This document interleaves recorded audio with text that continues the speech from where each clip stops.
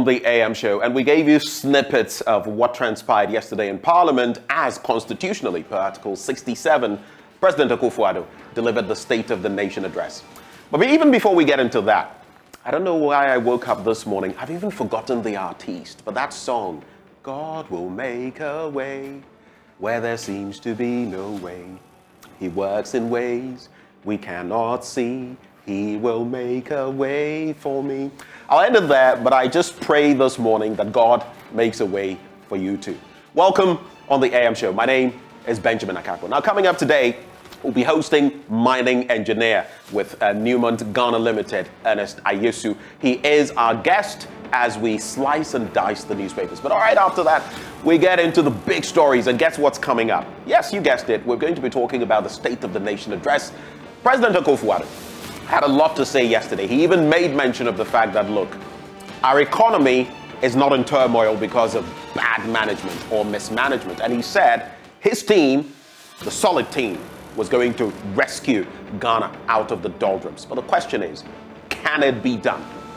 Or slice and dice everything, he said. Well, the most topical ones. Again, people have commented about the fact that there was not a word, not a peep concerning the Ashaiman incident.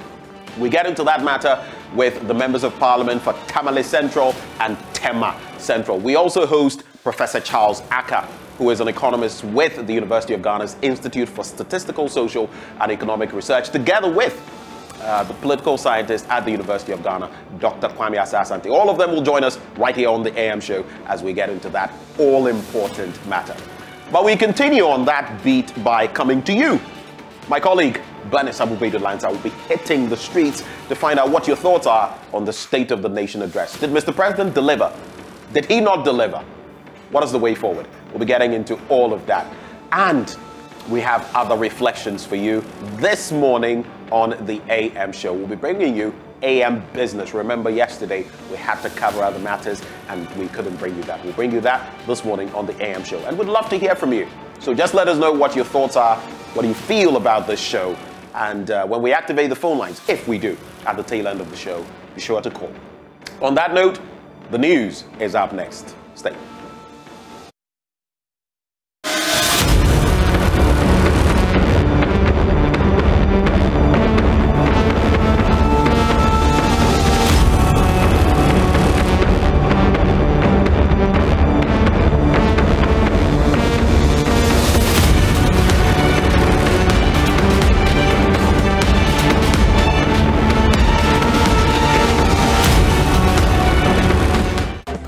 Thank you for staying with us for the news. And in our first story, President Akufo-Addo insists government made judicious use of funds mobilized to fight COVID-19. This is despite a report from the Auditor General that exposed widespread financial irregularities in the use of those funds. The president also says the economy was in a good shape before the pandemic and the war in Ukraine, and that government had not been reckless in its borrowing. Parliamentary Affairs correspondent Kweku Asante has more from Wednesday's State of the Nation address in Parliament. President Akufo-Addo has been taking aim at the Auditor General's audit of COVID-19 funds, which exposed some irregularities. The president says no wrong was occasioned by his government. It is precisely because the economic fallout from the pandemic is so widespread and long-lasting that it is important to show clearly that the COVID-19 funds were not misused. It is critical that we do not lose the confidence of the people that a crisis that they were led to believe we were all in together was abused for personal gain. Mr. Speaker, it was government that asked for the COVID funds to be audited.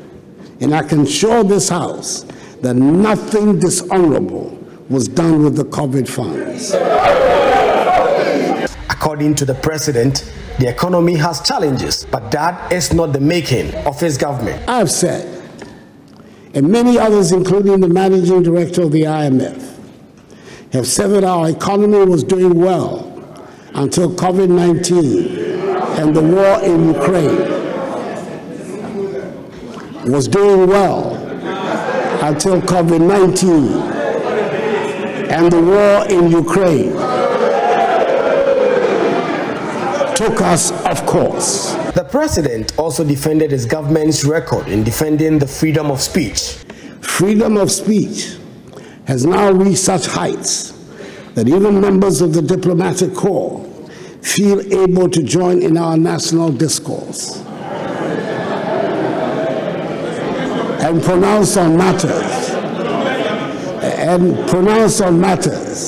that will be problematic for Ghanaian diplomats in their countries of origin.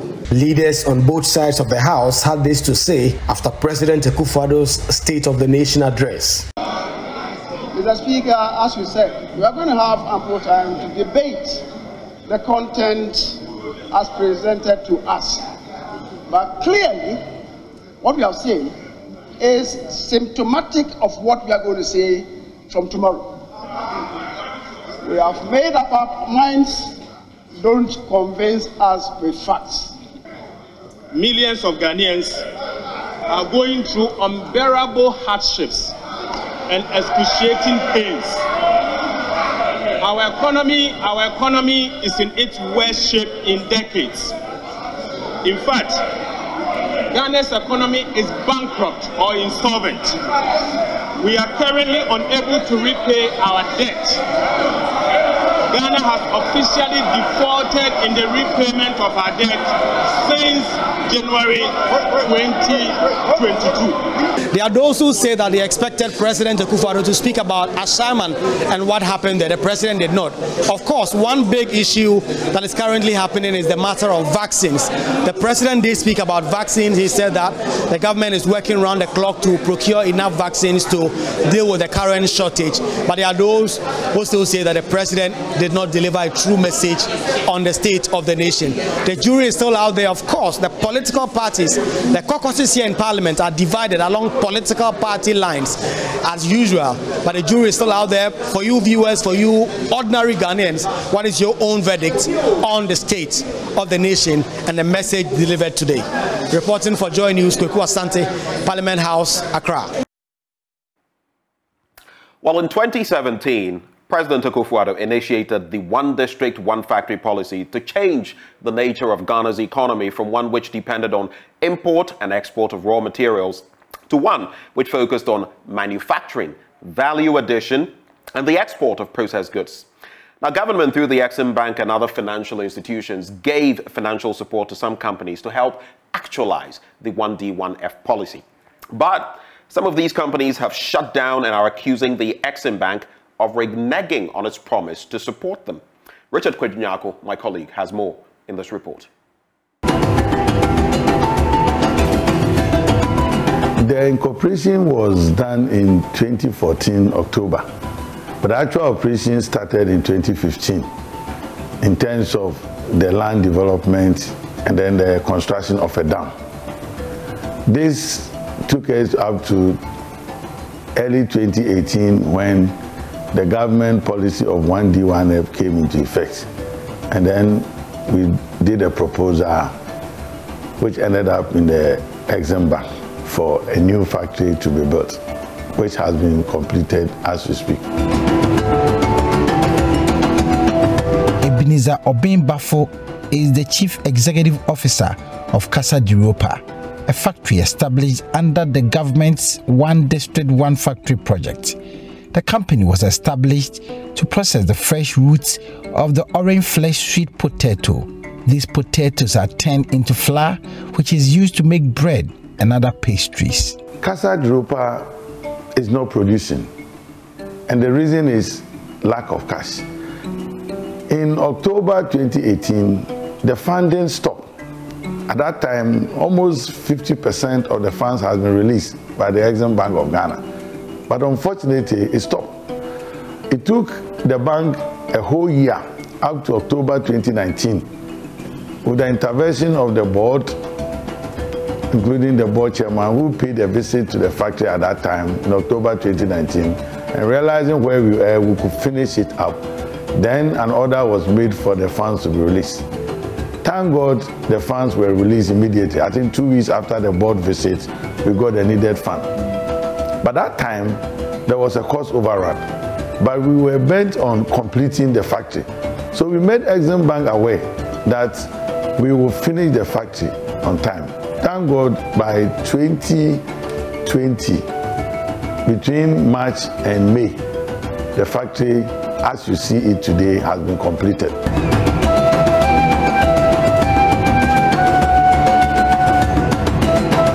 Petersfield and Rail Limited is a manufacturing company under the One District, One Factory, established in 2018. It was established to produce high-quality natural fruit juice. We started building this factory way back in 2014, and with the help of Exim Bank, we were able to complete it in the year 2018, and also we needed some form of more capital to make our operations functional and also profitable. They even sent some experts to come and see our needs, then report back to Exim Bank. But nothing has been heard from them since, I think it's about 2 years ago. Today is 27th. They're expected to be paid by the end of the month. I don't know where I'm going to conjure the cash to pay them. Fuel bills have built up.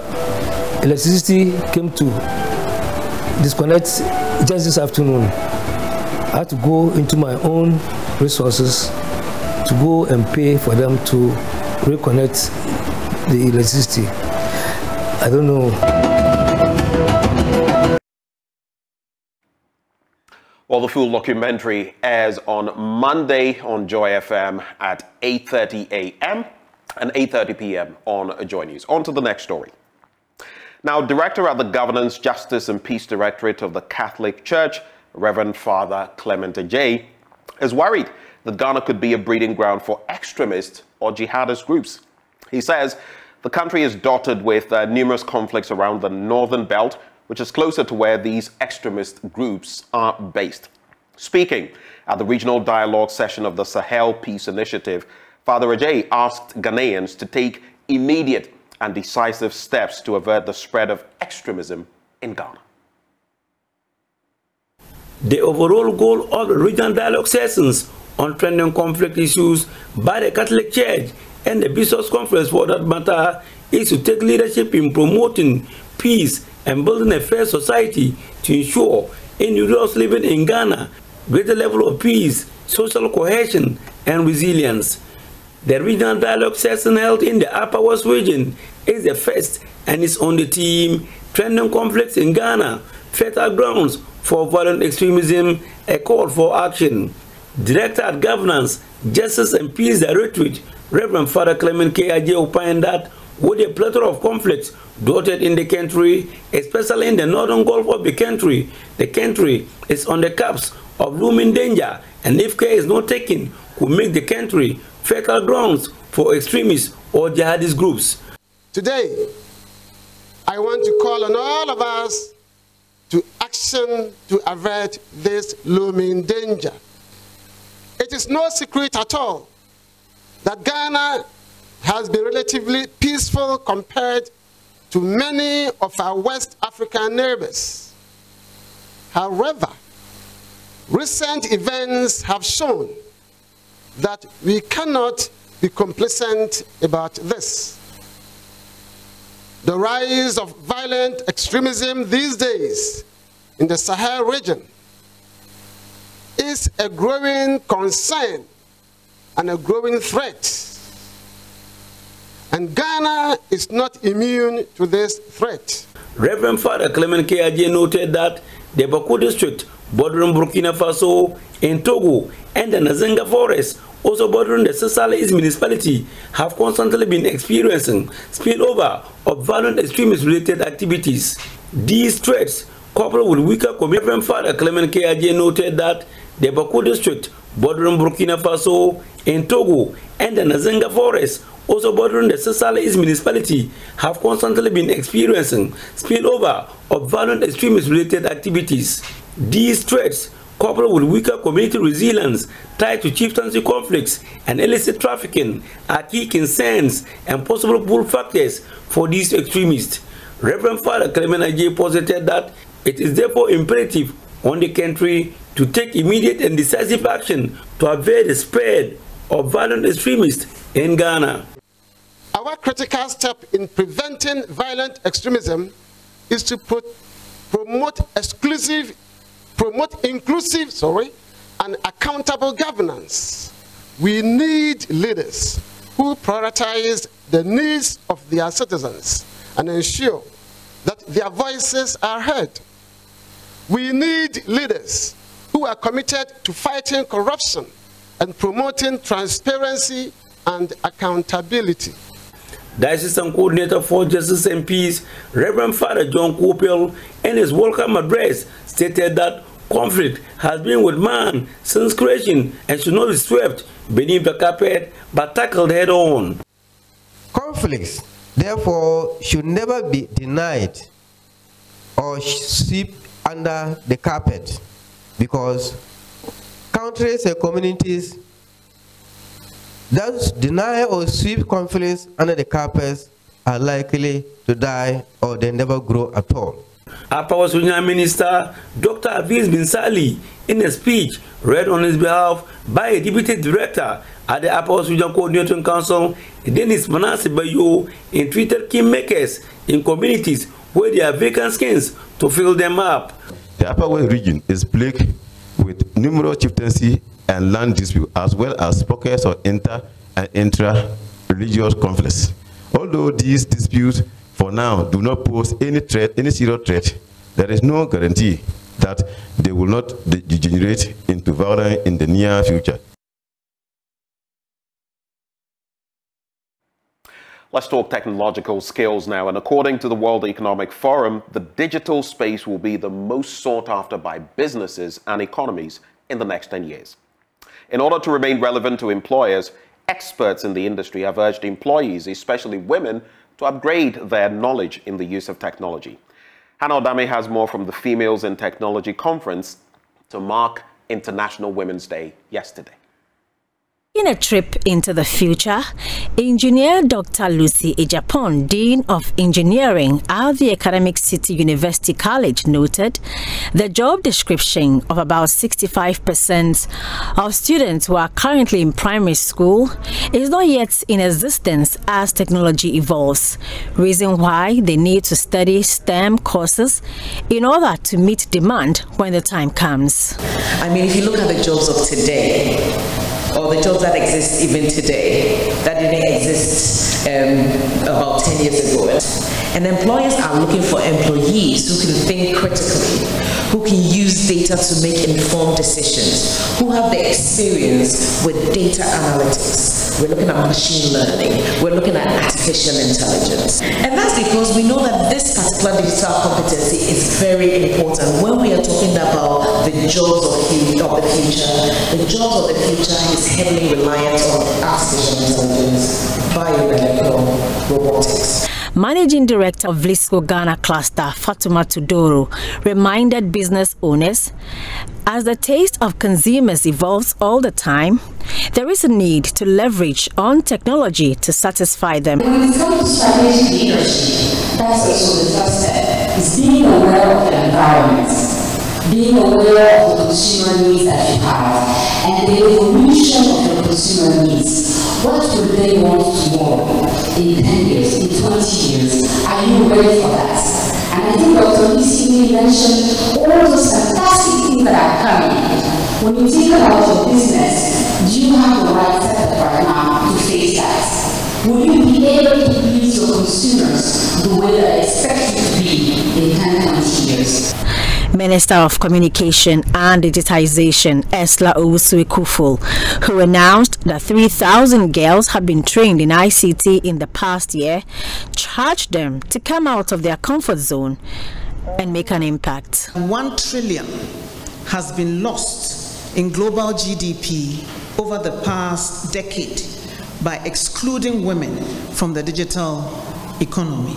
1 trillion that we could have gained if we had more women engaged in the digital economy. We can turn that statistic around and pledge that in the next decade, we will add 1 trillion to the global economy by including more women in the digital economy space. Whatever little space you are giving, seize it and make the most of it. You are there by merit because you have the ability to also meet and compete with all the other contestants. For JoyNews, I am Hannah Wadami. Now, the labor which characterized the pounding of fufu was done away with some decades ago. The fufu pounding machine has made the widely consumed delicacy easy to prepare. But how have Ghanaian engineers shaped up the technology to the machine to meet modern demands? Well, in the Ghana Month edition of Tech Thursday, Love FM's Kwesi Deborah looks at the evolution of the fufu pounding machine.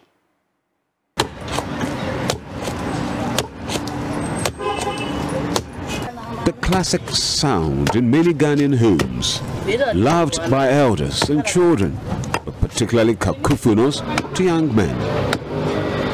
With tens of hits to achieve a soft swallow, fufu pounding is laborious, not to talk about the corns that mark the palms.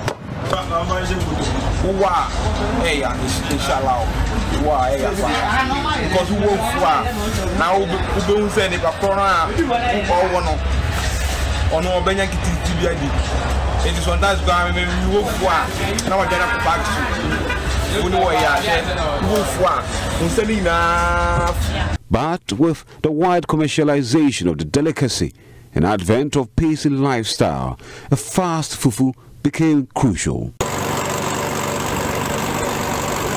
Ghanaian engineers in 2004 came up with a fufu pounding machine. First by Charles Faginom, and later KNUST researchers. Because the engineers wanted to make the machine culturally acceptable, the shaft which turns the fufu was made from wood. However, the wooden shaft's vulnerability made it unsustainable. So be a wolf for a draw no afar warmer. And the machine by the no name said the anime safety and in a bit to me a far bunch and a body and 10 until no more you should do but you should do say a duany moody not a chaffa machine who are at the anini to me and content. This is what happened.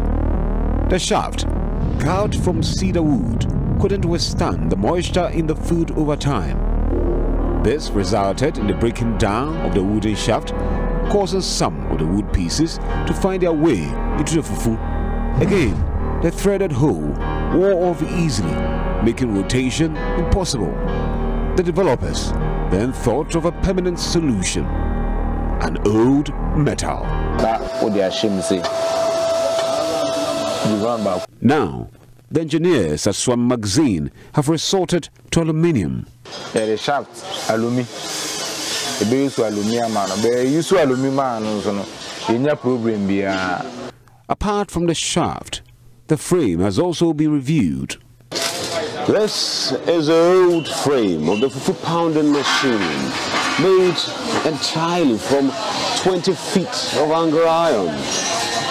And here is a new frame of the fufu pounding machine, made from 16 feet of Anglo iron.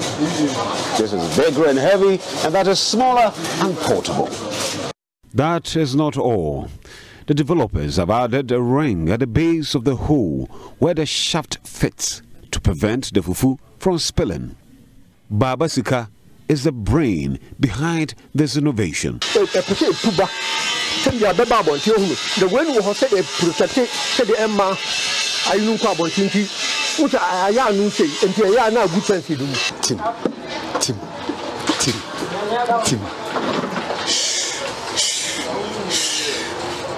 This is a shaft of the fufu pounding machine made entirely of aluminium.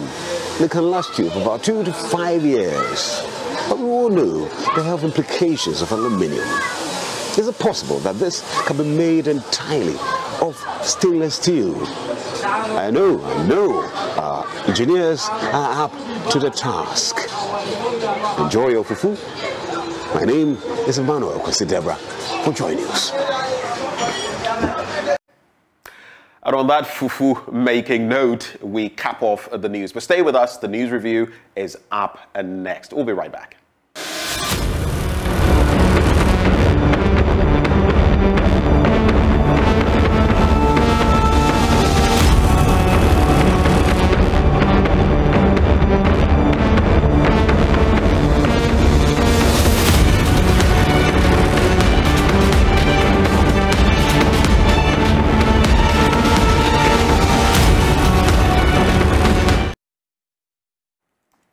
Thank you for staying with us. We're joined by our guest. He's a mining engineer at Newmont Ghana Limited. Mr. Ayesu, a very good morning to you. I think you would have to unmute. I just heard you say good morning, my brother. I could lip read, but... Can you hear me now? I can hear you now, much better. Good. Thank you so much for joining the conversation. I think this is the very first time we're ever interacting, right? Yes, yes. Okay, good to have you connect with us. I'm going to put you on the spot a bit to start up the conversation. Mining engineer. When you look at the situation in terms of galamsey in our country, off the top of your head, what would you say should be our approach in tackling it? Okay, so let me begin by greeting a fellow viewers on JoyNews TV and also my constituents of Sunyani West.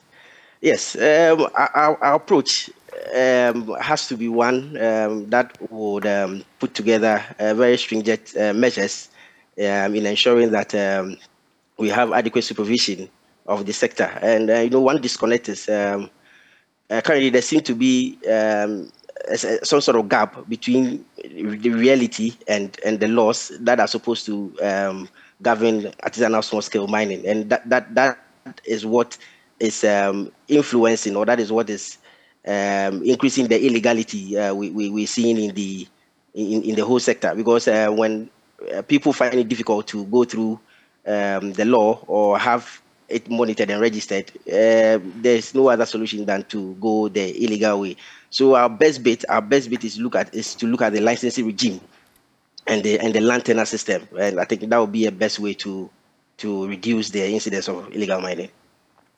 Thank you so much for sharing your thoughts on that. I'll also go on to, though we'll be getting into it, find out whether you followed the State of the Nation address yesterday delivered by Mr. President and what you made of what he said. He made mention of the fact that, look, we didn't create this mess. We're only here because of COVID-19 and the Russo-Ukrainian war. And you heard the raucous in Parliament when he said that. I was actually seated just next to diplomats from different countries, and I also observed their faces, some smiling, some giggling, others just watching with a poker face, straight-faced, and listening to the message. He did not touch on the Ashaiman issue. Some felt he should have touched on it.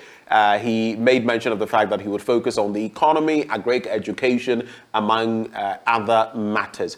And tellingly, he made a statement that maybe some people took for granted, but I took issue with. He said that the freedom of speech, that right had become so paramount in Ghana that even diplomats could, so to speak, break protocol and delve into our internal affairs. While there are some subtle underlying, guides when it comes to what you can do in another country, of course, they are free to speak their mind. I'm sure he's referencing what I think the Danish ambassador or the Dutch ambassador. Do you remember? Yes, we should look at Ghana beyond corruption, not Ghana beyond aid. Then others have also spoken. The latest is the German ambassador who said that, look, you can't have all these ministers and come to our country asking for help and all of that. How did you react to some of these comments by Mr. President?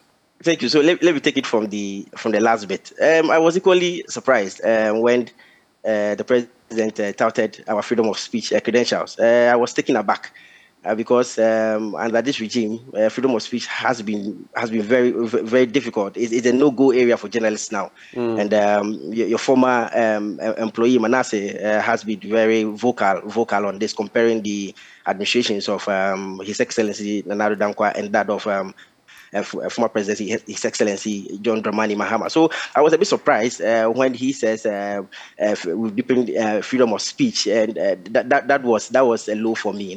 That was a low for me. I have the script in front of me. I wish I could show you, but I've also underlined it whilst I was going through after listening to him yesterday. And coming back to your question, generally, my general overview of the State of the Nation's address is not much different from what has been expressed by fellow minority MPs in Parliament yesterday, because it sought to create the impression that everything was that rosary, but it was far from the reality. Taking, for instance, if I was start, the president being a gender advocate, as we all know, took a few seconds to wish our women, our wives, our sisters, an international Women's Day, which was good.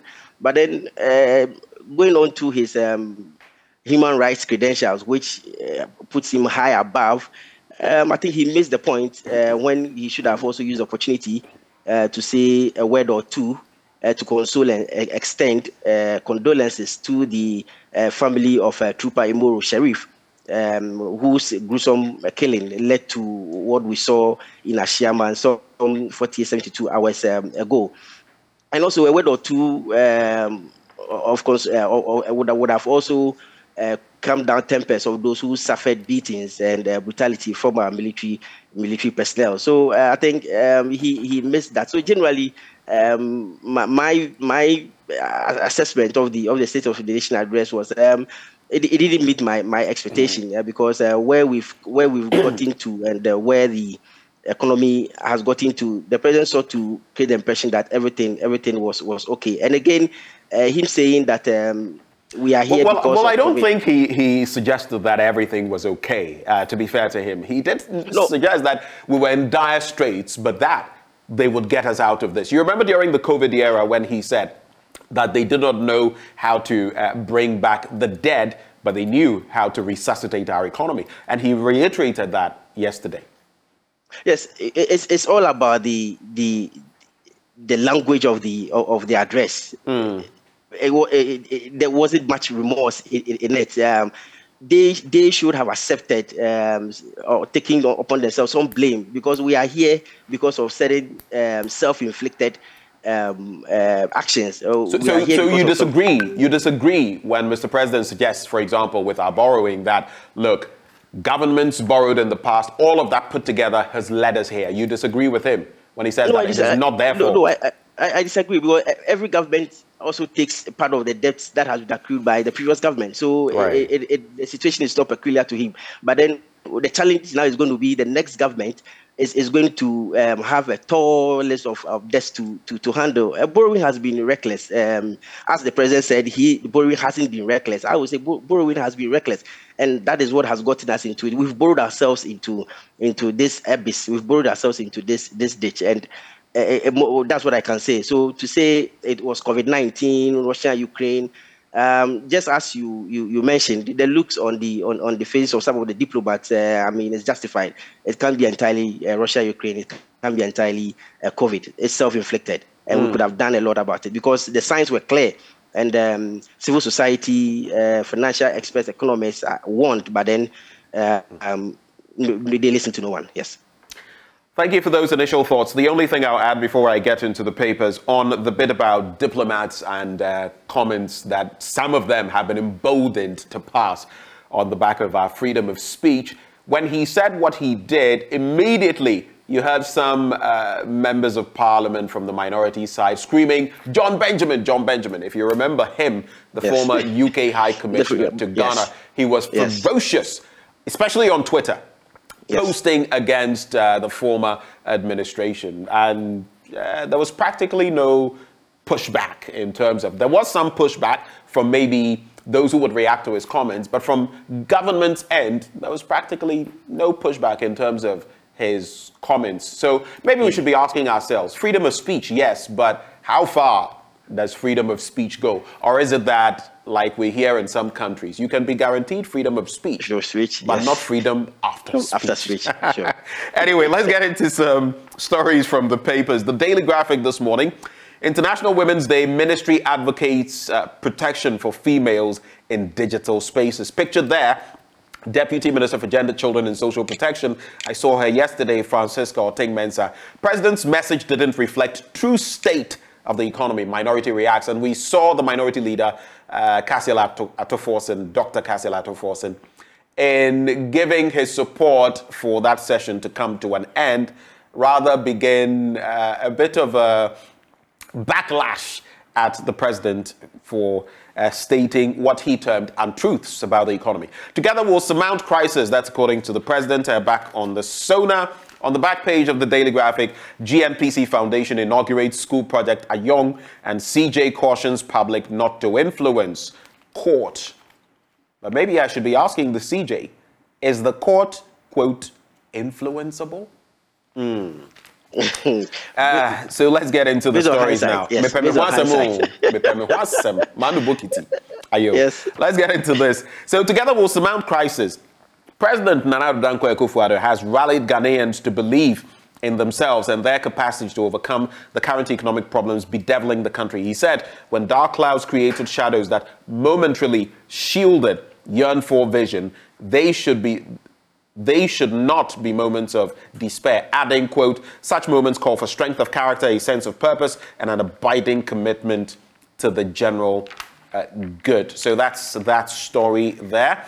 And the minority reacted. Let me look at the minority's reaction, and then I'll give you a little, a bit of time to reflect on that. So the minority in Parliament has said the president's message on the state of the nation did not reflect the true state of the economy. It said the address overlooked the widespread despair and disenchantment among Ghanaians who were going through unbearable hardships. Reacting to the president's message in Parliament yesterday, the minority leader, Dr. Cassiel Ato-Forson, said the economy was in its worst shape in decades as the nation had become, quote, bankrupt and insolvent. He said, we're currently unable to repay our debt as Ghana has officially defaulted in the repayment of its debt since January 2022. Yet, Mr. President, you have failed to cut down the size of government and public expenditure. Ghana is witnessing hyperinflation largely because, Mr. President, your government allowed the Bank of Ghana to print 50 billion Ghana cedis in 2022 and another 4 billion Ghana cedis in the first quarter of 2023. It goes on, and there's also talk about refusing responsibility, like you mentioned. And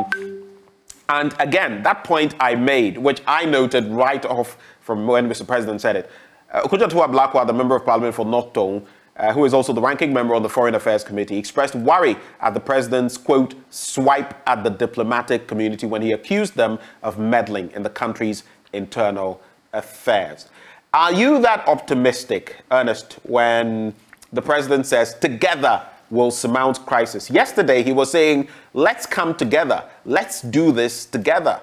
But on the back of his actions, do you think he will get that unity? I think it will be a bit difficult because, as the saying goes, leadership by example. And there has been lots of calls when these issues start cropping up that you should watch the size of your government, watch your expenditure, and what you can do to actually save the economy. But all fell on deaf ears. So trying to rally the citizenry behind him to achieve this will be a bit difficult, because this is going to be an issue of trust.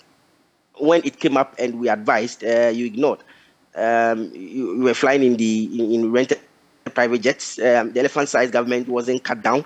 Expenditure for the presidency alone was to the ceiling. And putting all this together, I mean, some would just only wait to vote out the administration in 2024, because that would be the only option. That would be the language of unity they would understand. For me, that is it. For this short time we have, it will be difficult. It will be difficult to have the population rally behind him.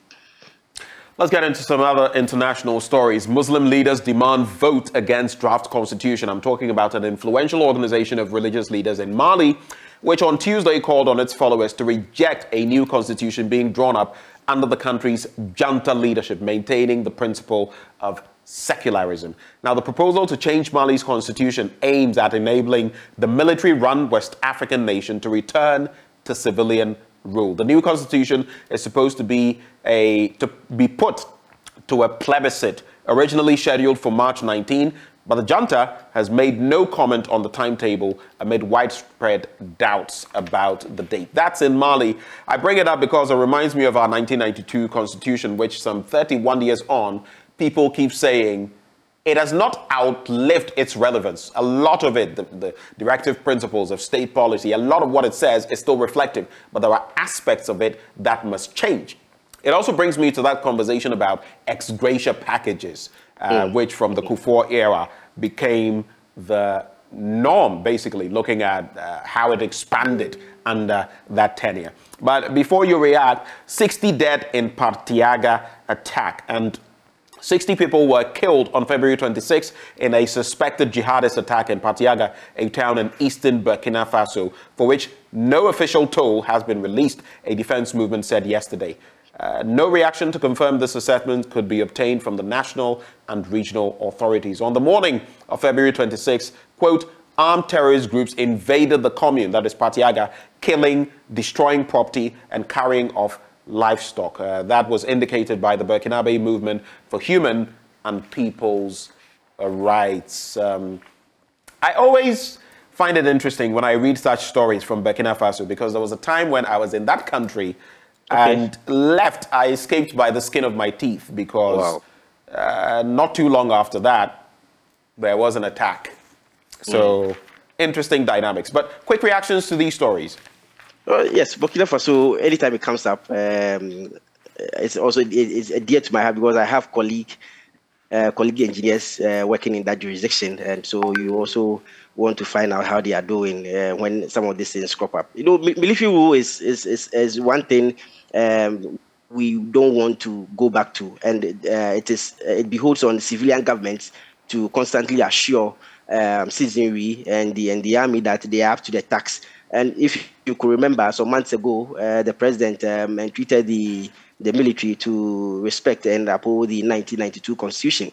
This was also added on to by former President, His Excellency John Dramani Mahama, that the military should also protect and defend the Constitution. Because I don't know the intel the president might have had, but then it tells you probably a lot that were coming up wasn't what they were expecting, and they were treating them to just hanging there and hold the country dearly, so we don't go back to the days of military. It's always scary because juxtaposing the Burkina situation to that of what happened in Ashaman. If you were not told it happened in Ghana, you might believe it probably might be a coup situation or a civil war situation, and that would have been a very bad thing for the country to descend into.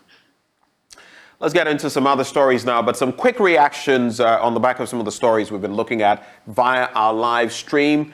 Godwin Sebi says, very soon they will say the Ukrainian earthquake has infected our economy. I think you mean Turkey, right? Turkey and Syria. Then there's also this one that says, Isaiah Kofi. Good morning. It's sad to undergo training to become a professional nurse, and you'll be doing service to the nation for 8 months without being paid a penny. Yeah, Brett, please intervene for us. That's interesting. We'll have to get into that matter and see what exactly is happening there. Trust us to get into that. And Raymond Abiu says, when they were stealing the billions, we did not do it together. Akufo-Addo should ask his cartel to bring back the stolen money to fix our collapsed economy. Anyway, those are some of the comments that come through. The Ghanaian Times this morning. At 2023 SONA, government not reckless in borrowing. President dismisses minorities' claim. We've not misapplied COVID-19 funds. That's according to the president. President didn't present real state of the nation. That's according to the minority. And Ghana joins the world to mark International Women's Day. Yesterday, prominently, our own president, His Excellency Nana Addo Dankwa Akufo-Addo, did that for women, and so did the Speaker of Parliament, the Right Honourable Alban Sumana Kingsford Bagbin. He did same as well. But I'll just ask you this, a quick one, because the stories here are a reflection of what we've already seen in the daily graphic. Yeah. Two stories I want you to focus on. We've not misapplied COVID-19 funds. That's according to the president. You remember at the time there was some sort of, how would I call it, rebuke from the World Bank on the back of some of the money that had been given. Some sums that even the media didn't know of. That was made known by Pierre Laporte, the World Bank representative in Ghana. And we've had issues with COVID-19 spending and maybe the opacity in terms of information around it. Tied to that, now we have a shortage of vaccines. And I remember seeing on the floor of Parliament yesterday, Kwabena Mensah Akando, Member of Parliament on the minority side, hoisting a little A4 sheet, not a placard, A4 sheet, shortage of vaccines. It's the first time I have ever seen this in the Fourth Republic, and it's a problem. Hundreds, over 100 children are stranded in the northern belt of the country because they have measles and there are no vaccines. Tie that into the death of the soldier at Ashaiman. That story is on page 3, and what happened, the intervention by the military. What are your quick thoughts on these two matters? Okay, so on the application of COVID funds, you know, yes, I think a few months ago, the Auditor General released the audit report and said nearly 50% of COVID funds were used for budgetary support instead of addressing the real issue of the COVID-19 impact.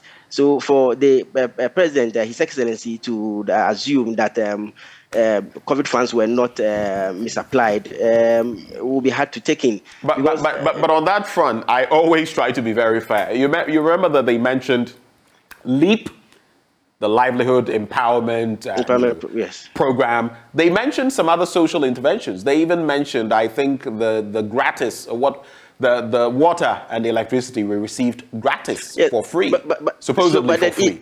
All of that went in there. Is that waste? If we haven't had COVID, where would we have had funds to finance this programs? Okay, so you are one of those who say that COVID was more of a blessing because we got huge chunks of money, about 25 billion Ghana cedis. Absolutely, yes. So from the Auditor General, we raised more than 22 billion Ghana cedis. And only about 12 billion went into the COVID fight. So to say we use this for LEAP, we use that already. Those provisions have been made for already the previous budget. If I'm mistaken, so that is it. And we had funds coming in from the contingency fund. We had it from the World Bank, the IMF, AFDB, the European Union. And a lot of these monies were not accounted for. There were allegations of monies being shared amongst members of their own party, and I mean that's allegations. I can't substantiate that, but it came from their own quarters. And to get to a point, the Auditor General also highlighted that about 80 million cedis went into the purchase of vaccines that never arrived on the shores of Ghana. Isn't that unbelievable? Yes. So I mean, there's a lot to this, and I think the reason why former President, His Excellency John Dramani Mahama, during the Chatham trip, re-echoed that we need forensic audits of all these COVID-19 receipts and expenditure, because it has bred a lot of corruption, and a lot of monies have gone places we need to trace back. That's an interesting point you make, though, but I always find it interesting when the former president also makes certain, assertions, because under his tenure, there were things that also had to be probed. Did we get forensic audits of same? So, whom the cap fit, let him wear it. Yes, now it's on the other foot, but I don't know, Mr. President, Mr. Former President. But what do you think about the Ashaiman incident and what happened there and the reaction sanctioned apparently by the military? What do you make of that very quickly? The Sherman issue honestly didn't go down well with some of us. Immediately I began seeing videos and pictures of this. I said, whoa, this is a military operation sanctioned from the top. Because normally when some of these things happen, you would find military personnel not dressed fully in their military attire. They might just be in the trousers and probably be in black tees. But they were dressed from head to toe and with their guns flying helicopters. There were some images of personal carriers in convoys, and no, there's no way this didn't have the blessing of the military high command. And I felt this was a big problem. Well, we've seen a statement from the military. Yes, I've seen the statement from which corroborates the fact that yes, this was a military operation that was sanctioned from the top.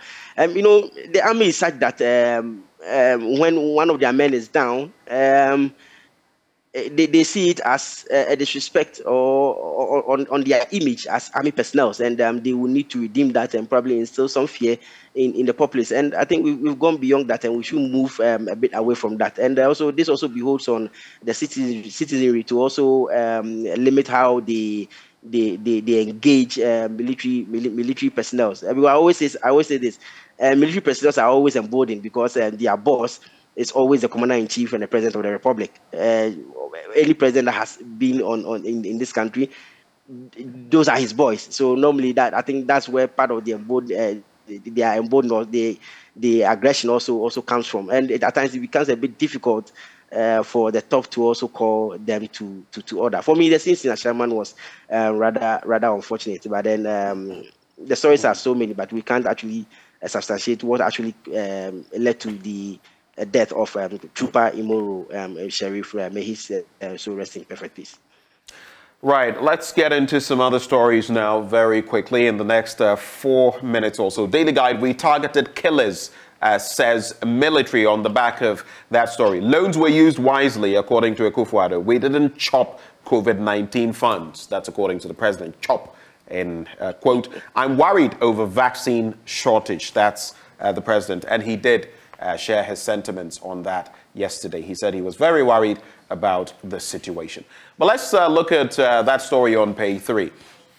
The Ghana Armed Forces have reacted to the public criticism of the alleged military brutality of residents at Ashaiman and its neighboring communities following the gruesome murder of a young soldier, Trooper Imoro Sheriff, days ago by unknown assailants in the area. According to the Ghana Armed Forces, the military operation was sanctioned by the military high command to fish out the perpetrators of the crime, but not to avenge the killing of the soldier.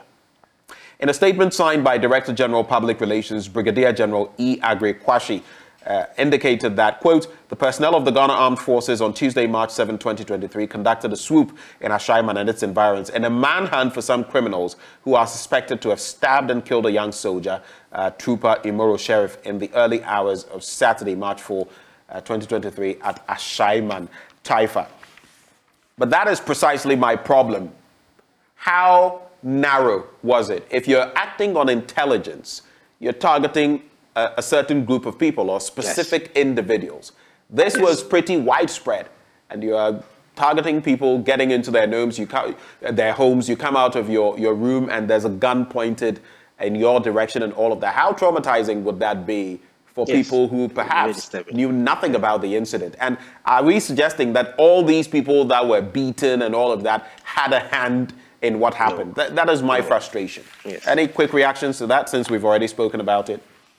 Yes, as I initially highlighted, it was rather unfortunate because some might have just gotten into what happened to no fault of theirs, and they had to suffer the brutalities. And those who probably might have carried out the heinous crime might have even left the four walls of Ashaiman and probably moving on further and further into other parts of the country. So probably I was maybe expecting them to do a lot of intel or a lot before these things happen. But you know, our army, a lot of this are bound to happen once you touch one of their own. So. Well, let's wrap the conversation with these stories. Business find a reckless borrowing accusations baseless. Funds spent on social amenities and infrastructure to improve the quality of life. That's according to Mr. President. McGill team calls on Bank of Ghana governor, and GCB completes first PAPS client transaction in Ghana. But I noticed as you spoke about, the pertinent issues that we've been discussing, especially at the start, you were talking about your constituency. Where is your constituency, and why do you keep bringing that up? Sunyani West. Are you nursing political ambitions? You sounded a bit as though you were interested in serving your people. What's going on? Am I correct? Yes. You are very correct. I see. You are very correct. Yes.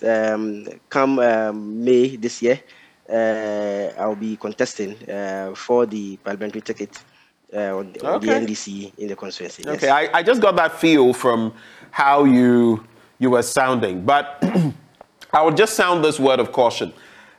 We need more young people to enter the political space. And I'm sure you heard that is a Methodist pastor recently speaking about politics and how it is important. Because I say and I accept that Christians, most of the political elements who are Christians, have failed this country. Practically all our presidents have been Christian. There's been no Muslim president. Some mistake Hilal Iman. Hilal Iman was not Muslim. All these leaders we've had, most of them have been Christian. But what have they delivered to the country? So I say that I agree with that Methodist preacher who was saying genuine Christians who have a proper mindset should go into politics, but be careful so that when you go there, you don't go and, use religion in the wrong way or set a bad example. Now, some people say, some ministers are always quoting the word of God, and yet they are not doing the right thing. I've not mentioned any names, but I'm also saying just finally that if you go into it and you're not doing the right thing, will catch you and lash you fine. When you're not I will for it, but that won't happen. That will happen. All right. I will be the kind of politician you'd expect. We hope so. Ernest, thank you so much for joining the conversation this morning. He's a mining engineer at Newmont, Ghana Limited. Right before we go, you do know that the news review is brought to you by Endpoint Homeopathic Clinic. We're offering free prostate screening and free female fertility screening. Where can you locate us? In Accra, Spintex, opposite the Shell signboard. In Kumasi, Kronum, Abuehia, behind the Angel Educational Complex. Takrade Anaji Estate, Tema Community 22. In Techiman Hanswa and Esiama Nzima. You can reach us on 0244 867 068, or you can call 0274 234 321. Endpoint Homeopathic Clinic, the end to chronic disease.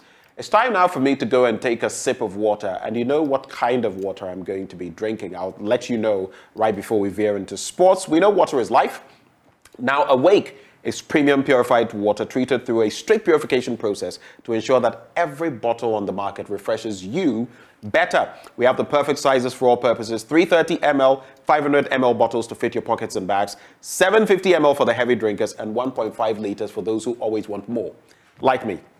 Our 19-liter jar bottles are ideal for homes and offices. All you must do now is drink Awake purified drinking water wherever you go. So choose a bottle of Awake purified drinking water today and get quality hydration. Awake purified drinking water, one for life. Remember, and this is the heartwarming part, for every bottle you buy, an amount is donated to the National Cardiothoracic Center. It's another quality product by Casapreco Company Limited. For bulk purchases, just call 0262 351 251. And do remember, this advert is FDA approved. I'll tell you what else is approved.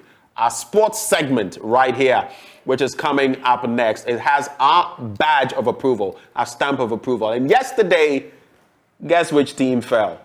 Paris Saint-Germain. And so, Kojoto. All of that coming your way in AM Sports Tuesday.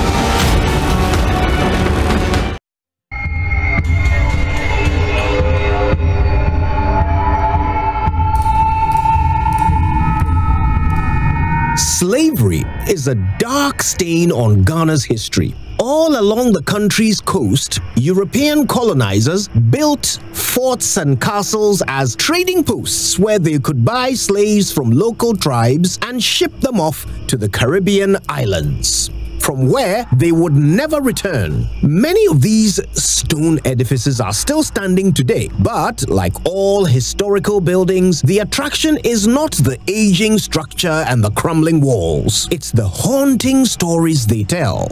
On today's episode, we bring you perhaps the most haunting of all slave stories. Come with me to Keta in the Volta region, to the last Ghanaian fort on the way to Togo. Welcome to Fort Prinsenstein.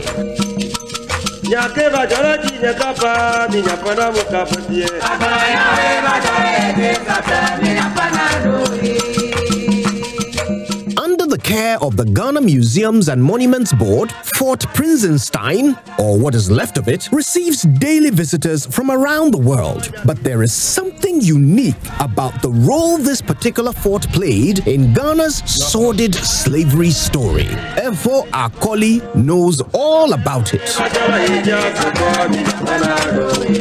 This tool was taken from the chiefs. You know, when they came here, they sought permission from the chiefs. And when they are putting up the fort, they realized that they are converting the fort into a slave post. So our people stood against them. Toby Degeni said no, they will not allow them to continue the building. So Toby Degeni was killed. That made our people move from here to where they are now, Agbosuma. And that's why they celebrate the Katasoma Tutuzan over there. So the people of Agbosuma were originally here. Exactly. And the Danes killed the chief and sacked the people and kept the stool. Yeah, they took the stool from the palace and it has been kept over here. So that the people of Agbosuma spotted the Danish governor along the coast of Hedana Denu. So he was captured. And so they make him the idol over there in the back of the Denu market. So when you go to the back of the Denu market, you see some big idol.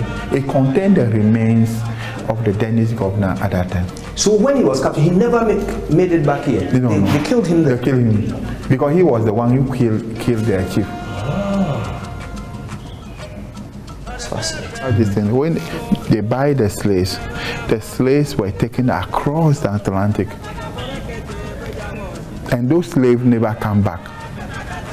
And our people start calling those from outside, they are from Abluchi, meaning Oblo, Ovachi, meaning they have deceived them by taking them there without coming back. Oblo, Ovachi. And that's where the Abluchi came from. Yeah. You see, that actually makes more sense than the explanation that we, the Akans, have for the word Abluchi. Where you hear people say a bronechi or whatever. This makes more sense. Oblo, Ovachi. So you deceived us and they will never return. Exactly. And those are the chains you can see over there. We used to chain their neck, their leg in those days.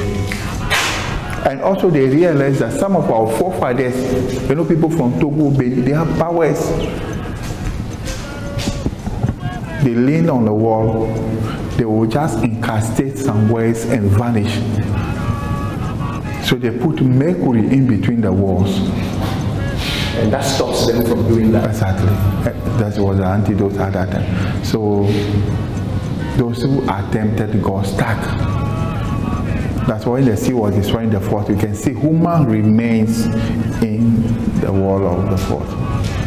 And up to today, when you are in the fort, you can hear a screaming, loud screaming.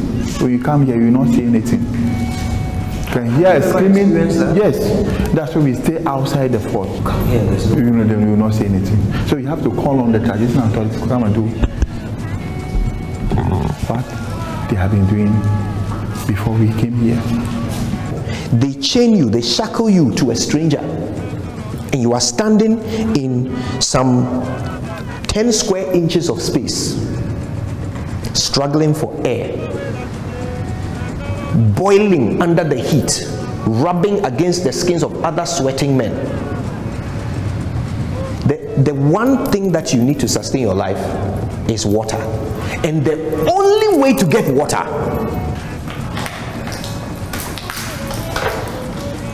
is when your slave masters pour it onto the ground. then you fight your fellow 200 men to lick this off the ground, just so you can survive long enough and stay strong enough for them to illegally sell you to some white men who will make you work in their sugarcane fields for the rest of your life. You see, the reason why this thing is striking me so hard is because, look, even when you are broke to the point where you don't even have one cedi, one cowrie shell, you still own your life. You can never be so broke that you don't own your life.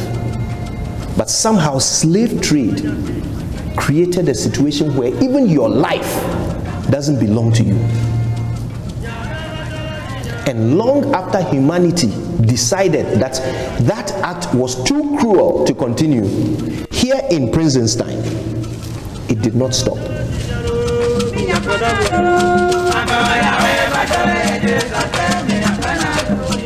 I still have mixed feelings about today's adventure. It's left me with a strange feeling, one I know I'll never forget.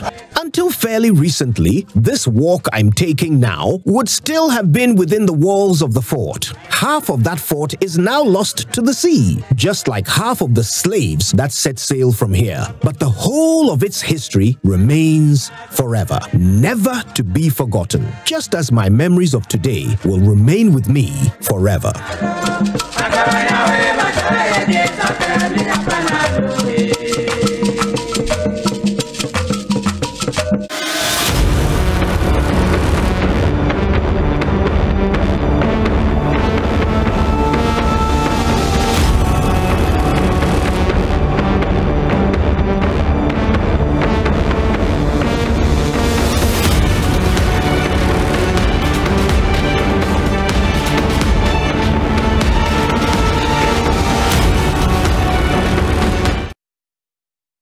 Welcome back on the AM show, and it's time for us to get into our big stories. We kickstart, in fact, this is our main beat today.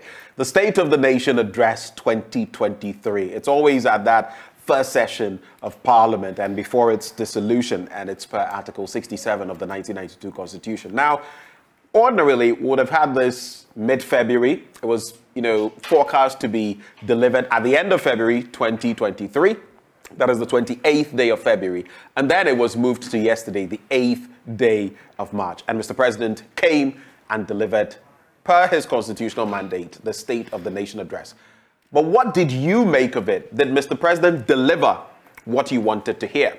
Was it a true reflection of the state of our nation? The minority was saying, this is not the true reflection. We saw the minority leader at the tail end also go hard on that.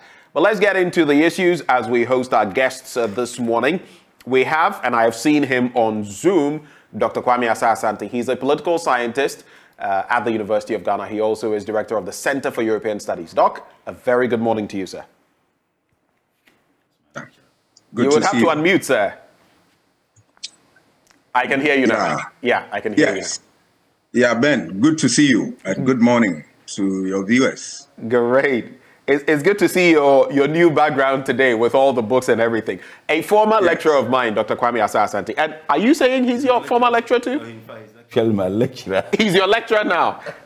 So you have two students in the studio, Dr. Kwame Asah-Asante. Murtala Mohammed, member of parliament for Tamale Central, is also in the studio. So you better be on your best behavior because our lecturer is... the two honorables. I salute you. Yeah, we also have Professor Charles Aka, economist at the Institute for Statistical, Social and Economic Research. He'll be joining the conversation shortly. But Murtala Mohammed, like I've mentioned, member of parliament for Tamale Central. And we also have Eve Hansen Norte, member of parliament, Tema Central. So Tamale Central, Tema Central. This morning, it's going to get interesting. All the Central people are here. It's the morning of Centrals. The morning of Centrals. The morning of Centrals. Before we get into the SONA, I always do this when I have members of parliament here. I'd like to find out, how your constituencies are faring and all of that. Let's not spend too much time on that because that's not our focus. But people listen and sometimes they send in messages, oh, tell my MP this, tell my MP that. So I'll start with you. What has Tema Central been like, especially in the economic framework? What have you been up to? What are some of the problems in your constituency that you can highlight for us this morning? Well, I'll say a very good morning to your viewers and your listeners as well. And Tema Central has been fine. We've had our own challenges, most especially youth unemployment. It's been very difficult. The difficulties of the last 2 years and maybe the last 3 years has had its own toll on our industries, most especially.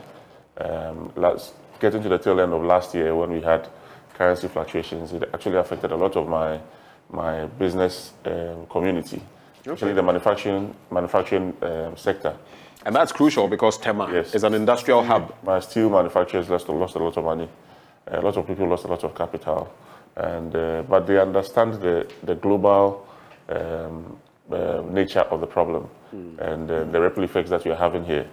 With regards to my constituents, I mean, I'm serving them to the best of my ability. We recently launched our constituency app called MP Connect, which I developed for my constituents. So all the things that I normally would have done on a Monday morning, listening to them in a community surgery, can be accessed through the app. And I'll use your medium to still encourage them to download the app. Last weekend, we had a very good download rate.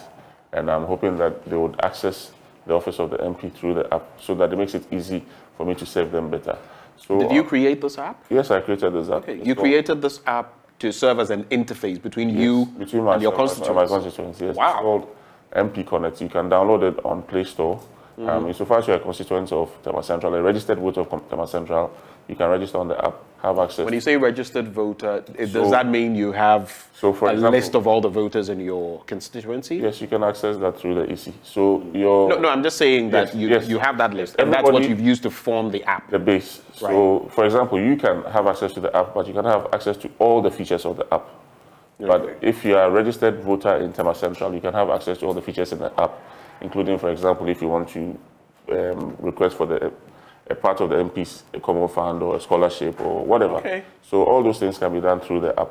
And my people the feedback is positive, but it still needs some tweaking and turning because it's a new project. We launched in November. Now that we're actually rolling it out, we did the pilot between November and now.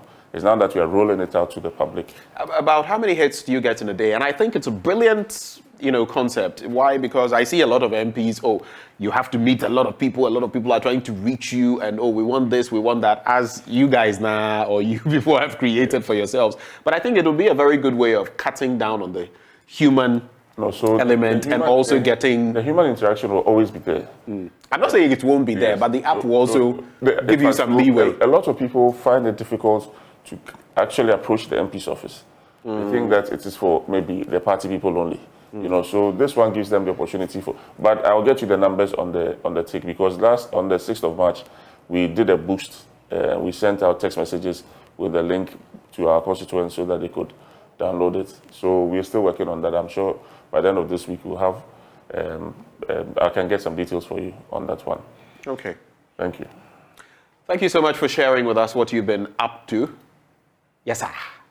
Well, let's go back to your constituency. Good morning. Good morning to my brother, and good morning to my lecturer and the professor who will be joining us. And good morning to our viewing public. And most importantly, the good people of Tamale Central. If you permit me, I would love to use the opportunity to thank the Northern Excellence Award. Okay. They awarded me the social, change politician of the year. Unfortunately, I couldn't attend in person to take the award. And the Northern Excellent Award is an award scheme that was, instituted several years ago to identify Northerners for the 5 northern regions who have contributed towards changing the conditions of the people at any point in time. They have been doing this for years. So I got a call that I have been identified as someone who has contributed significantly as a politician in changing the conditions of our constituency. Thanks so much. Congratulations. It is born out of some of the social intervention programs we've had. You remember I told you that I have a scheme that I'm financing the education of 10 medical science students every year. That is not exclusive of the school fees I pay for those who do other courses, because I've realized that a lot of doctors who are sent to certain deprived communities in northern Ghana are unwilling to go because of the conditions. So I felt that if we have our own, that we can finance the education of people to read medicine, they will be obliged to accept postings in those areas. Right. We had 10 students last year. This year, another 10 students. So I paid the fees of the 10 students last year, paid their second year fees, and paid the fees for another 10 years. So we have 20 medical science students now for Tamale Central alone.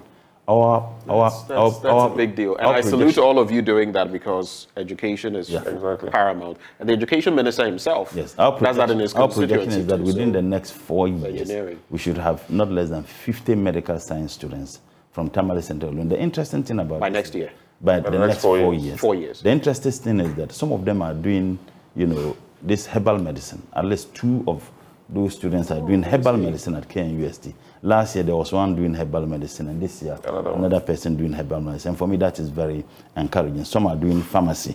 That is what we are looking at.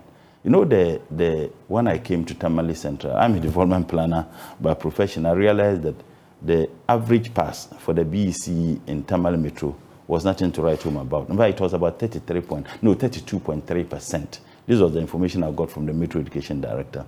I started with them. We had free extra classes, provide the students with mathematical sets. And TNT, there are some students you can provide with mathematical sets. They won't have even TNT to provide. When we did it last year, and last 2 years, we had about 1,225 students who were in it. And when the results came, the BEC, it rose from the 32.3% to 50.9%. Last year, we had about 1,975 students. And the information I'm getting from Metro Education Directorate is that it has increased beyond the 50.9. For me, there is a direct correlation between what we are doing and the results we are getting. Right. I have dug about 25 mechanized boreholes. It's shocking. Tamale Metro, that we don't have water. And the source of water now for the people of Tamale Central is the boreholes that we have done. So I think that this, among many other projects we have done, got the Qatar charity to provide, a clinic and other things we have done. For me, that occasion. But I couldn't have gotten this without the support of the good people of Tamale Central. For me, I give the credit to them. And I'm sure it's just inspiring me to do. Your MP's Common Fund also comes in handy in addressing some. In fact, the borehole I have done, I've actually mortgaged my MP's Common Fund for the borehole. Right. That's what I have done. But the other projects, sometimes you even spend your salary on executing. So congratulations to both of you for the many things you're doing in your constituencies, brilliant things you're doing, but there still remains a lot more to be done when you look at these same constituencies. Let me come to you, Dr. Kwame Asah-Asante. I'd quickly like to find out, yesterday's SONA, what are your takeaways from the SONA? I just want a bit of a basis for us to start the conversation. What did you make of it? What were the highs and the lows, the pluses and the minuses?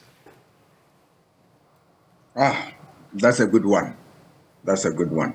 Because I listened with rapt attention what that transpired, and I put down a few things. But to kickstart the conversation, I'll touch on a few so that it will serve as a catalyst for the conversation as we roll on. If you look at the president's speech, it touched on the issue of women and the fact that they have contributed significantly towards human rights, development of this country and all over the world. And President did not lose sight of that fight.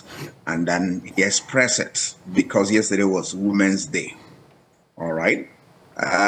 He touched on the economy, how far we have come in terms of where we are in February 2020, and then where we are now. And then move on to touch on other areas such as our talks with IMF, the issue of the economy, real figures. And then he concluded by talking about other areas such as education, infrastructure development, and the rest of them. If you ask me that I need to do a proper assessment, then I'll go with the balance sheet, the pluses, the minuses.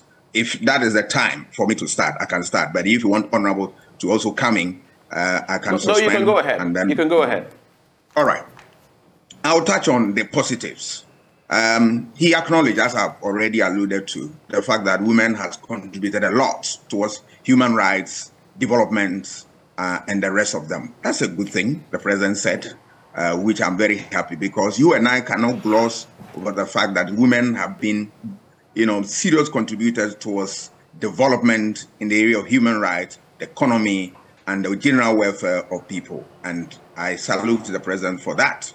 The president also touched on issue of parliament as the bastion of democracy, that anytime there is military adventurism, the first institution that comes under their radar is parliament. They kick parliament away and all that. Since 1993, we've had parliament as the bastion of democracy, helping us to, develop a solid democratic culture and then build our institutions and then come out with laws that will stand the test of time and also will address the challenges that we have in our country. He acknowledged that, and I'm so happy about that.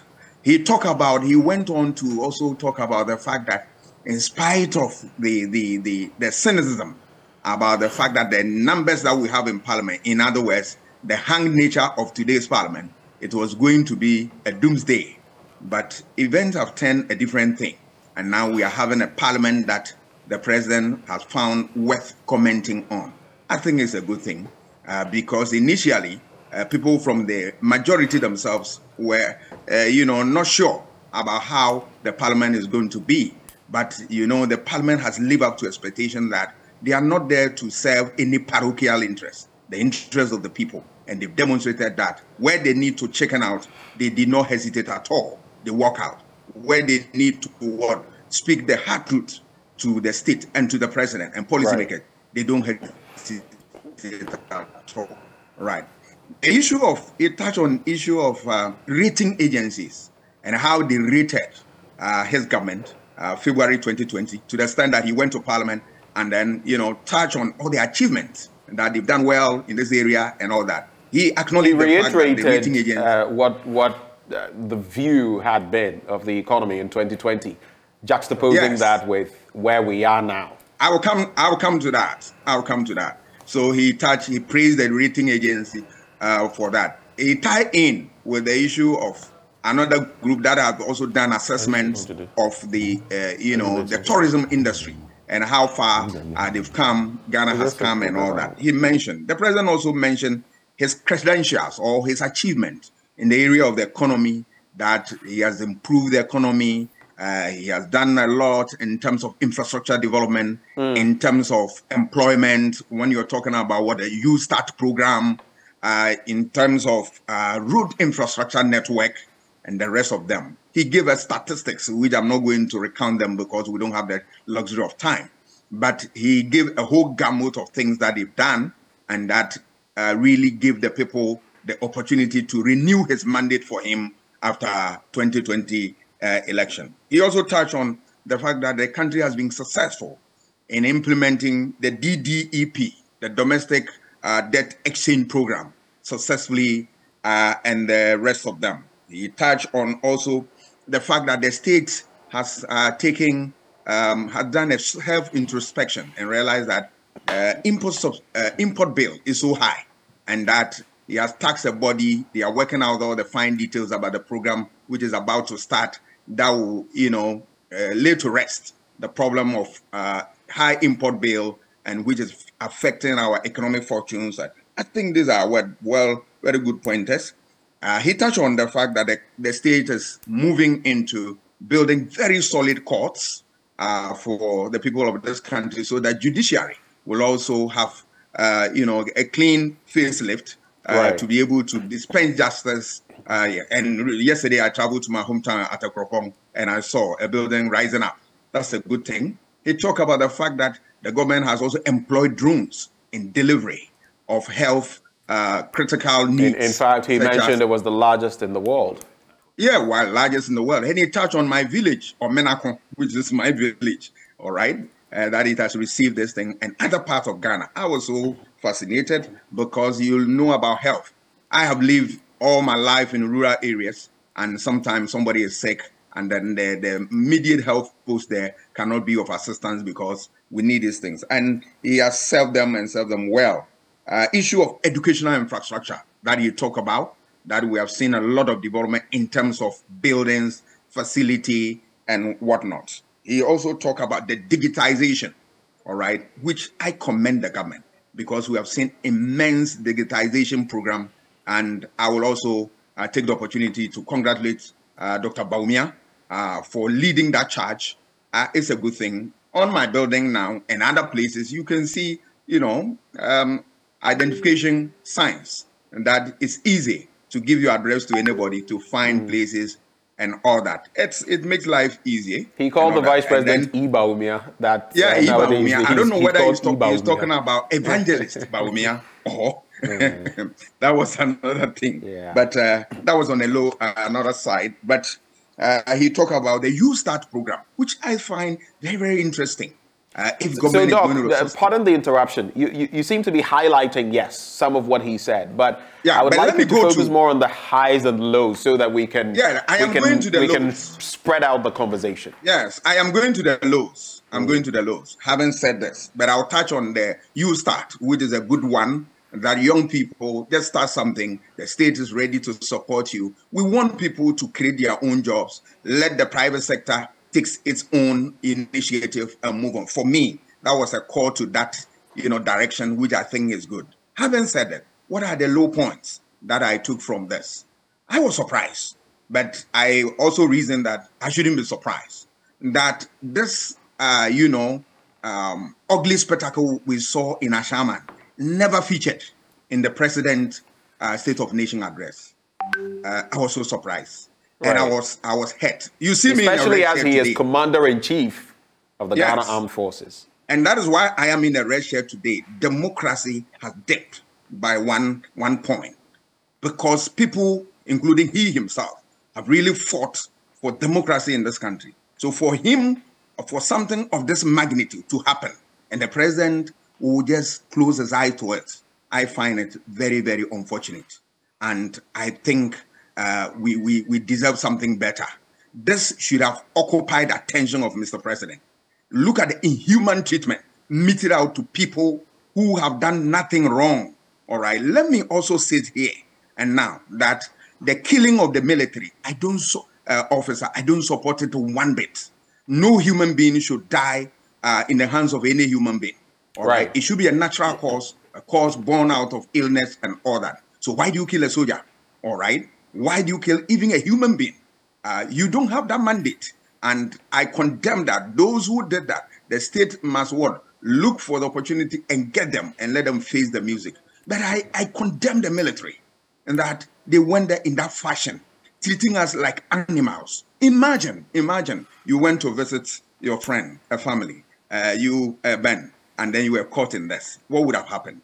If any of those who think that, they don't need apology, all right, their children were caught in this, or their families, a sick person in the community, they are very unfair. It's a shameful act, and Ghana Armed Forces must come clean on this and then come and apologize profusely without giving us condition that we apologize this and will not and all that. That came from the deputy minister. It's unacceptable. We don't accept that. People have really fought for democracy, and people like us will stand all the time to defend democracy. I mean, it is not a good thing. It's a sorry story, and my pain is that this is going to go into the U.S. State Department report on human rights, and it's going to, affect our democratic credentials. It's definitely going to be a blot on our democratic work. I would have you hold it there, and very important points you've made up to this point. On especially the Ashaiman incident. I found it very unfortunate when Mr. President was concluding, and I hadn't heard anything on Ashaiman. I was wondering, is Mr. President saying he's not heard, seen, watched videos of what transpired? And I always say this. I shared yesterday, my thoughts on our group page as an entity, and I said that, look, sometimes we let certain things slide, but if you've seen military interventions or interference, which I have seen, not once, and you don't stem the tide of some of these things, maybe someday, it's like the saying, when they came for the Jews, we said nothing because we weren't Jews. Yet, when they came for us, then we started, shouting. So, it it's quite a situation that we have to deal with. But let me bring in Professor Charles But before Aka, you do, who is... Ben, let me tie something in before you bring my colleague in. Right. I mean, I'm not surprised, because I did say that I'm not surprised, because when the 8 people were killed in the last election, and then the president was pronounced as the winner of that election, the president shy away in his speech that accepted that position and all that. He shy away and never commented on that. And he's becoming consistent. And I'm not happy that I have a president and who has stood all his life, worked as a human rights supporter.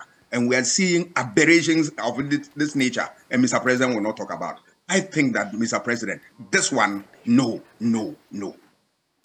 Doc, I hear you have to move on to other matters. You may have a lecture. So yes. I'll just let you proceed then, because I wasn't privy to this. I'll let you now proceed with whatever else you have to say. There were issues, for example, on the economy. He says his administration is not to blame. And that, they inherited debt and all of that from previous administrations. The vaccines, I remember seeing Menta Akando, Kwabena Menta Akando, hoisting that A4 sheet on shortage of vaccines. And I think one of the clerks of parliament came in, because I think there's been some agreement, the MPs can clarify. I think at a point you decided there wouldn't be the use of placards, something like that. I saw a clerk, I think, come to him and tell him to... Was it a gentleman's agreement? What the agreement was that the usual heckling and others be stopped. Unfortunately, the NPP betrayed. But I remember when the member of parliament for Ayawaso West was. That's what I'm saying. And then I don't want to repeat what was on the placard. The understanding was that the heckling was not. If you observed, the usual heckling, the president didn't experience it. Sadly, I said now you heckled him. I'm saying that sadly, no, the usual heckling. Where the so this one guy was good. Yes, where the president virtually would be prevented from speaking, But yesterday, when the majority leader was speaking, moving the motion, we listened to him. Okay. But when it got to the minority leader, they became rowdy. And it was a betrayal of an agreement or an understanding. I saw a member of parliament. I just don't know his, but there was drumming. Even some of it. I was in the gallery, so I saw him. We listened to there were some of your members trying to stop him, and he kept on, He was also beaten. You did. No. We can save that for later. Just hold for me. So Dr. Kwame Asah-Asante, the economy and what Mr. President said, the shortage of vaccines. And what he said, he did say that it was very worrying for him. Then, one thing that really got me interested, my interest peaked, his reaction to the freedom of speech and diplomats, and saying that it's so much of an issue in Ghana. I mean, it's so free to speak that even diplomats, so to speak, are poking their noses. Those were not his words, but literally are poking their noses where they do not belong. Immediately, I heard the minority side shouting John Benjamin. Because you remember, campaign leader. He was vociferous on social media and in interviews criticizing the former administration. I know some party people on social media went after him, but I did not see any mention of that from an office as high as the president's. What are your reflections on some of these before we take leave of you? I found it as very worrying. Why am I saying that? Because this is the same president whose government was appealing to diplomatic corps to help the government to deal with the debt servicing with what China and the German ambassador. All right, you have impressed upon them that they should help you, so that they speak to the powers that be, so that they forgive you of your debt or help you to restructure. And then the person also comes out that, yes, right, you need to also fix something, and that this is it. And then Mr. President is not happy. And I have observed, Mr. President, from that angle, that, yes, he always liked praises, right, but criticism, he hardly want to take. The former Dutch ambassador spoke about Ghana beyond corruption, not just Ghana beyond aid. I think sometime in 2019, he stoked the ire of this administration.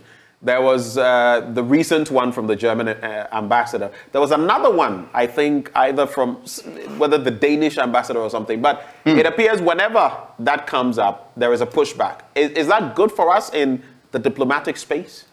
It is not. It is not. Because, look, when you need help, you want to get to them. But you don't want them to what? have a say in the way you run affairs. Now, the very affairs that you have not run well, for which reason you are going to them for remedy, for solution, you are not prepared for them to also comment on. Then why do you go to them in the first place? I think that approach is wrong. It doesn't help anybody. And then, it doesn't make us trustworthy within the eyes of people within the global system who are the movers and shakers of the system. I think that my advice to Mr. President is that he should reflect on these things, and that always, he is not going to get all the praises all the time.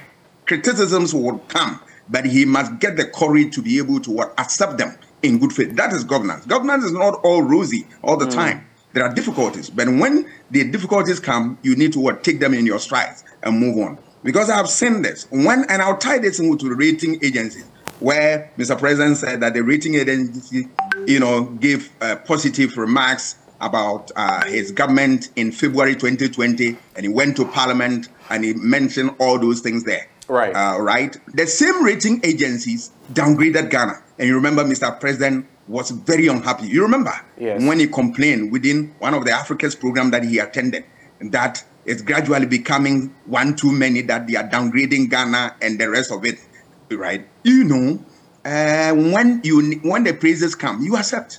In the same vein, I expect Mr. President to be bold and take them in strides, the negative.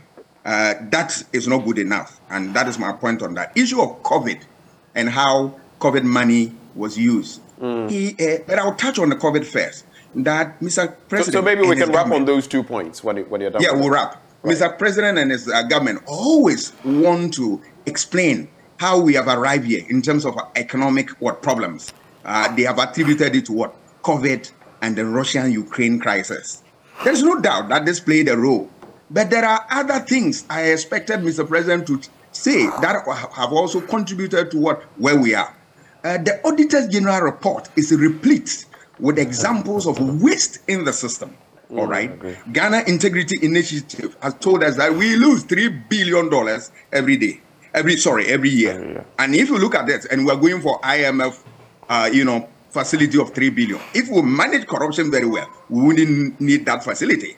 If you look at the Auditor General report, the financial, problems that we have in that report, if you plug all those things, I'm sure we are not going to look for any resources from anywhere.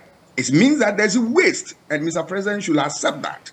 There is also the size of government, which is always affecting. I have said, and I'll continue to say, that you don't need a big size of government to be able to deliver. Otherwise, China will use about 100 million people to govern because of their size. That's not true. You can make do with 19, and I've said it. With the Constitution said that the constitutional mandate, cabinet ministers. Yeah, they can have 19, and the Constitution also says that you have regional ministers 16. Tight, make it 19, 16 for regional ministers. 3 will add to it to make it 19 for cabinet, so that you can run the government with 19. It satisfies that constitutional requirement for the cabinet, and at the same time for regional ministers. You can run 19. So why 83 or 82? It's a waste. Mr. President should be able to accept this, because you can't always be going to IMF for facility. A day will come that they would deny you, and that is where Professor Jimabwedi's statement, which he wrote about election, the cost of doing nothing. When we don't do something for ourselves, a time will come that our mother, the IMF, that will rise to anytime we are in difficulty. When they fail us, we'll be in crisis. I will end up with my last issue, where you talk about infrastructure development he had done all over the country, and that we should praise. Yeah, I want to praise Mr. President for that, but we want to also ask the question, that issue of COVID funds, all right? You remember NDC made consistent call that they should come and explain in Parliament. It took them a whole hell of time for them to come and offer explanation. And when they did come, finally, and I saw Mr. President address as if like it's an attack on the Auditor General's report. And I found it very unfortunate because the Auditor General report captures all the fine details about the happening. One of the aspects of the Auditor General report, which I challenge the Auditor General. In fact, this time, the Auditor General's report didn't even capture all the fine details, because per what we know, even what was delivered by the Finance Ministry in terms of COVID-19 spending, not all those areas were covered by the Auditor General's report, including donations from countries like South Korea, Germany, and others. Why are they hiding those things from us? Auditor General, I challenge him because he said in the report that there were some chiefs who were giving some money for COVID campaign and all. He didn't name them. I wanted the Auditor General, and I am calling on him to name them, because the money was given to them. They should be able to account for the stewardship of their office. It is not too hard to demand that. We want to know, because we have seen in the report where people out of administrative mishaps, 1 or 2 slips and all that, their names are captured firmly in Auditor's General report. Why was the Auditor General shying away from the chiefs that he mentioned that they took the money? For what? My last bit, he talked about import substitution. In effect, he didn't say that, but he talked about import bill, that we import so much. When did we know this? People have said it time and again. And Mr. President, the good news is that he himself is an economist, all right? Remember, he did economics as first degree. So he has a superior knowledge of this issue more than I do, that we don't need to import things, all the things we need from outside. Otherwise, there is no way that we can sustain our economy. And that the drive is towards making sure that we produce what we have here. And that was what Kwame Nkrumah's aim was. So we are celebrating independence, with all the pomp and pageantry. And today, what Osagyefo and his people left for this country that we should follow as a blueprint. We have shined away from this. I think that Mr. President can take this thing in its stride and then work at it. And then my last bit is the issue of good governance. Ghana has signed on to the principle of good governance, all right? And good governance requires that you need to be accountable for the stewardship of your office. So when we demand, it is not something too much for any government, all right? 2, we need stakeholder participation. And sometimes you realize that some of this difficulty we are in because the government refused to allow stakeholders to participate in the process of their own country. Why am I saying that? Look at the back and forth about, issue of, e-levy, the rest of them, other things. Look at the debt exchange, all right? The government will not listen to anybody. Stakeholders, you ignore them initially. And look at the only thing we can do for people who have served this country and served them well, out of meager salary, giving you mandate that have my resources to run the affairs of the day, so that at the end of the day, you can give something to me and then look at the ordeal, the toil they went through. That's unfair. We don't govern like that. It flies in the face of good governance. And the last bit of good governance is issue of transparency. The government must be transparent in these things because you have signed on to that.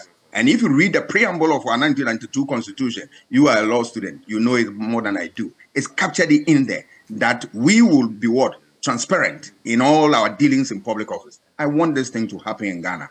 But I must say again that I am not happy with what happened in Ashaman. For me as a student of democracy, it's an attack on the system, an attack on we, the people who believe in democracy. He touched on the last aspect of issue of coups and democratic reversals in Africa.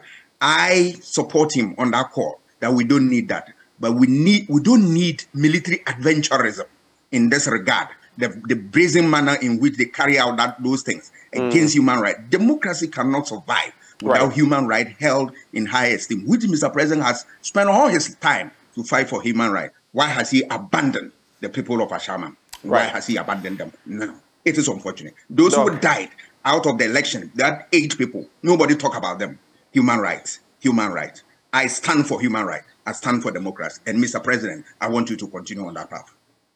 Dr. Kwame Asah-Asante, I see you're very passionate about that. Thank you for spending time with us this morning and sharing your thoughts on the State of the Nation address.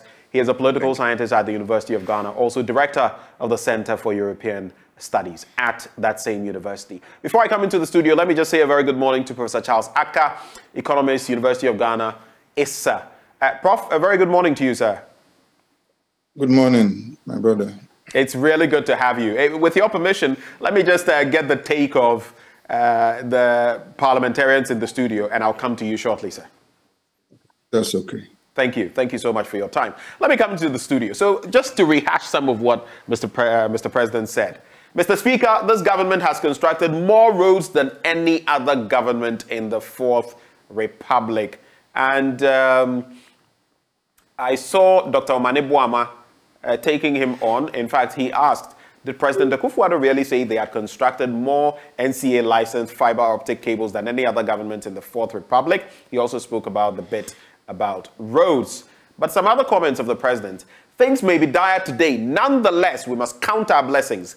Our petrol stations have fuel, and we have been spared long winding queues to fill our vehicles. Our markets and shops are, by the grace of God, well stocked, and we have not been faced with the prospect of the rationing of basic necessities such as fruits and vegetables. I read someone's comment on the back of that who was asking, how about they are stocked in the shops, but can people afford them?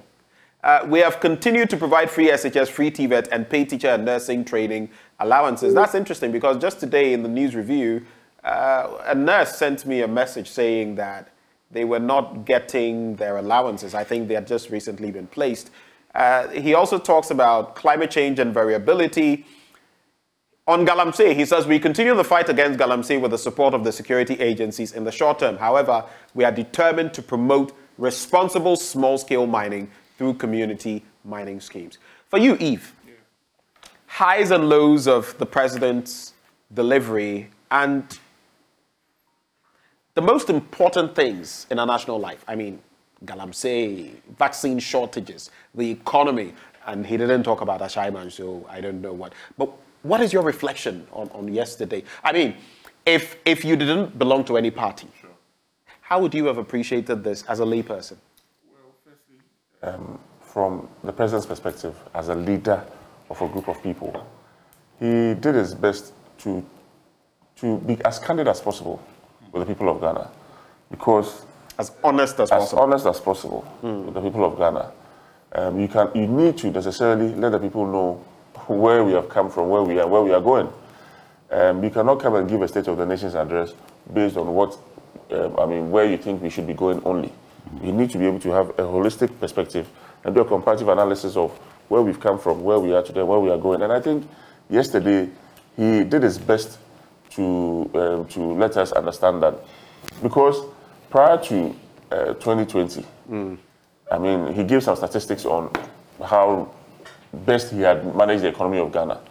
And to the best of our, from the statistics he gave, those are some of the best things that have happened in the last 20 to 30 years. Well, not necessarily. I said that is from the statistics but even then, just to chip in, people will tell you that on the back of the last IMF program in 2016 and some of the benefits, some of the groundwork that had been done, the foundation, so to speak, you were merely benefiting from it in the first 2-3 years of your tenure. That notwithstanding, he says that by 2020, February 2020, these were the statistics. So whether it was a foundation, it is what it is. It is what it is. That's the fact. Right. So basically, whether he was riding on the back of somebody's hard work or whatever it is, these were the facts. And yes, between 2016 and 2020, these were 2017 and 2020, the inflation came down. Our economy was growing. We were doing relatively well compared to the past 4 years. So yes, that's where we had come from. Where we are today is a function of several factors. Most important, most prominent of them is this COVID that hit all of us, and the Russia-Ukraine war that we all admit is a global problem. COVID gave us 25.1 billion Ghana cedis. But you forget about the cost. You see, COVID, when you want to analyze COVID, I always say COVID, it's given us way more than some IMF programs in the past. From the perspective of a war, we had no clue what COVID was. We didn't even know how we're going to deal with it. We were looking for all kinds of water to quench that fire. Any water, whether it was clean water, good water, bad water, we're all quenching the fire because it had never happened in the history of the world before. And even the scientists that were giving us remedies were also experimenting. So we went through a whole phase of almost a year, 6 months to a year, of dealing with something that we never knew about. However, with the benefit of time and the benefit of history, today, obviously, there are things that we take for granted. Nobody, like we said yesterday, nobody is looking for the cost of a Veronica bucket any longer. Because for now, Veronica buckets are not necessary. But 2 years ago, Veronica buckets were the most sought after items in the world. We're all looking for them. We're all looking for hand sanitizers, nose masks. We sent our security services out there. We're even subsidizing, giving tax breaks to our nurses, giving them free transport. All these things were done because we were in a period of war, something that we had no handle over. With the benefit of hindsight, today we can say that, yes, oh, maybe we spent too much resources on A, we spent too much resources on B. That's why, for me, I don't have any qualms with the Auditor General coming out to spell out exactly what had taken place in terms of managing our funds. Beyond that, what lessons are we learning from the Auditor General's report? That's number one. Number two, if it should happen again in the future, how do we manage that that crisis? So that is the mistake, the lessons that we learn from these mistakes that would help us build into the future. That's number one. Beyond that, the president spoke extensively about the way forward. He's talking about us trying to mitigate our import dependency on other economies. For example, for food, he spoke about that.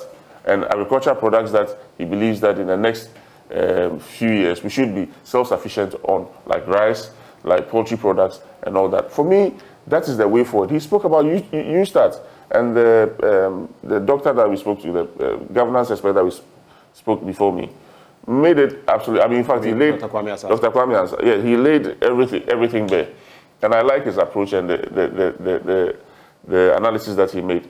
But beyond that, we as Ghanaians, or we as the populace, must also put our shoulder to the wheel. And the president stated it emphatically that, look, they are dark clouds. Yes, we all believe they are dark clouds, but the dark clouds will dissipate. The dark clouds will pass by. But they will not just dissipate, you know. It is the hard work. We have to do a lot to make them dissipate. That hard work must be done by all of us.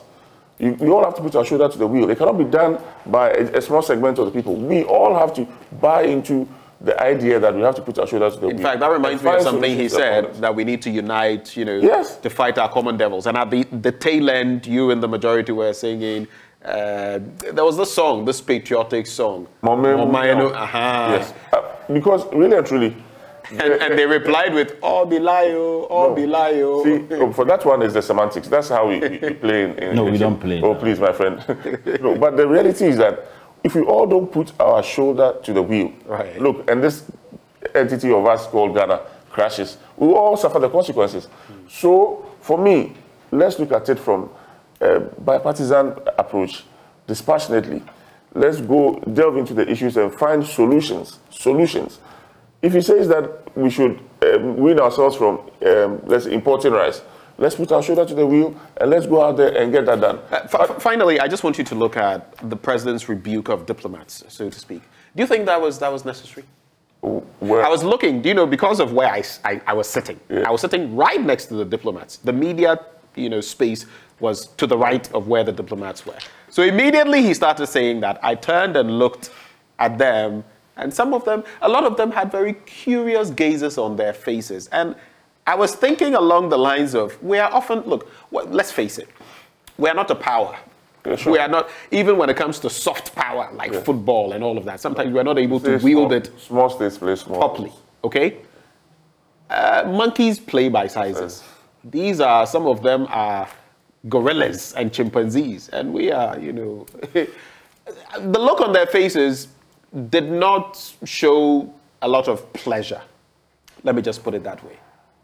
Was it necessary to go there? Especially at this time, when you are literally begging people to help. There are some basic diplomatic rules that we all don't expect diplomats from other countries to infringe upon. For example, that you poke your nose into the affairs of somebody's domestic affairs.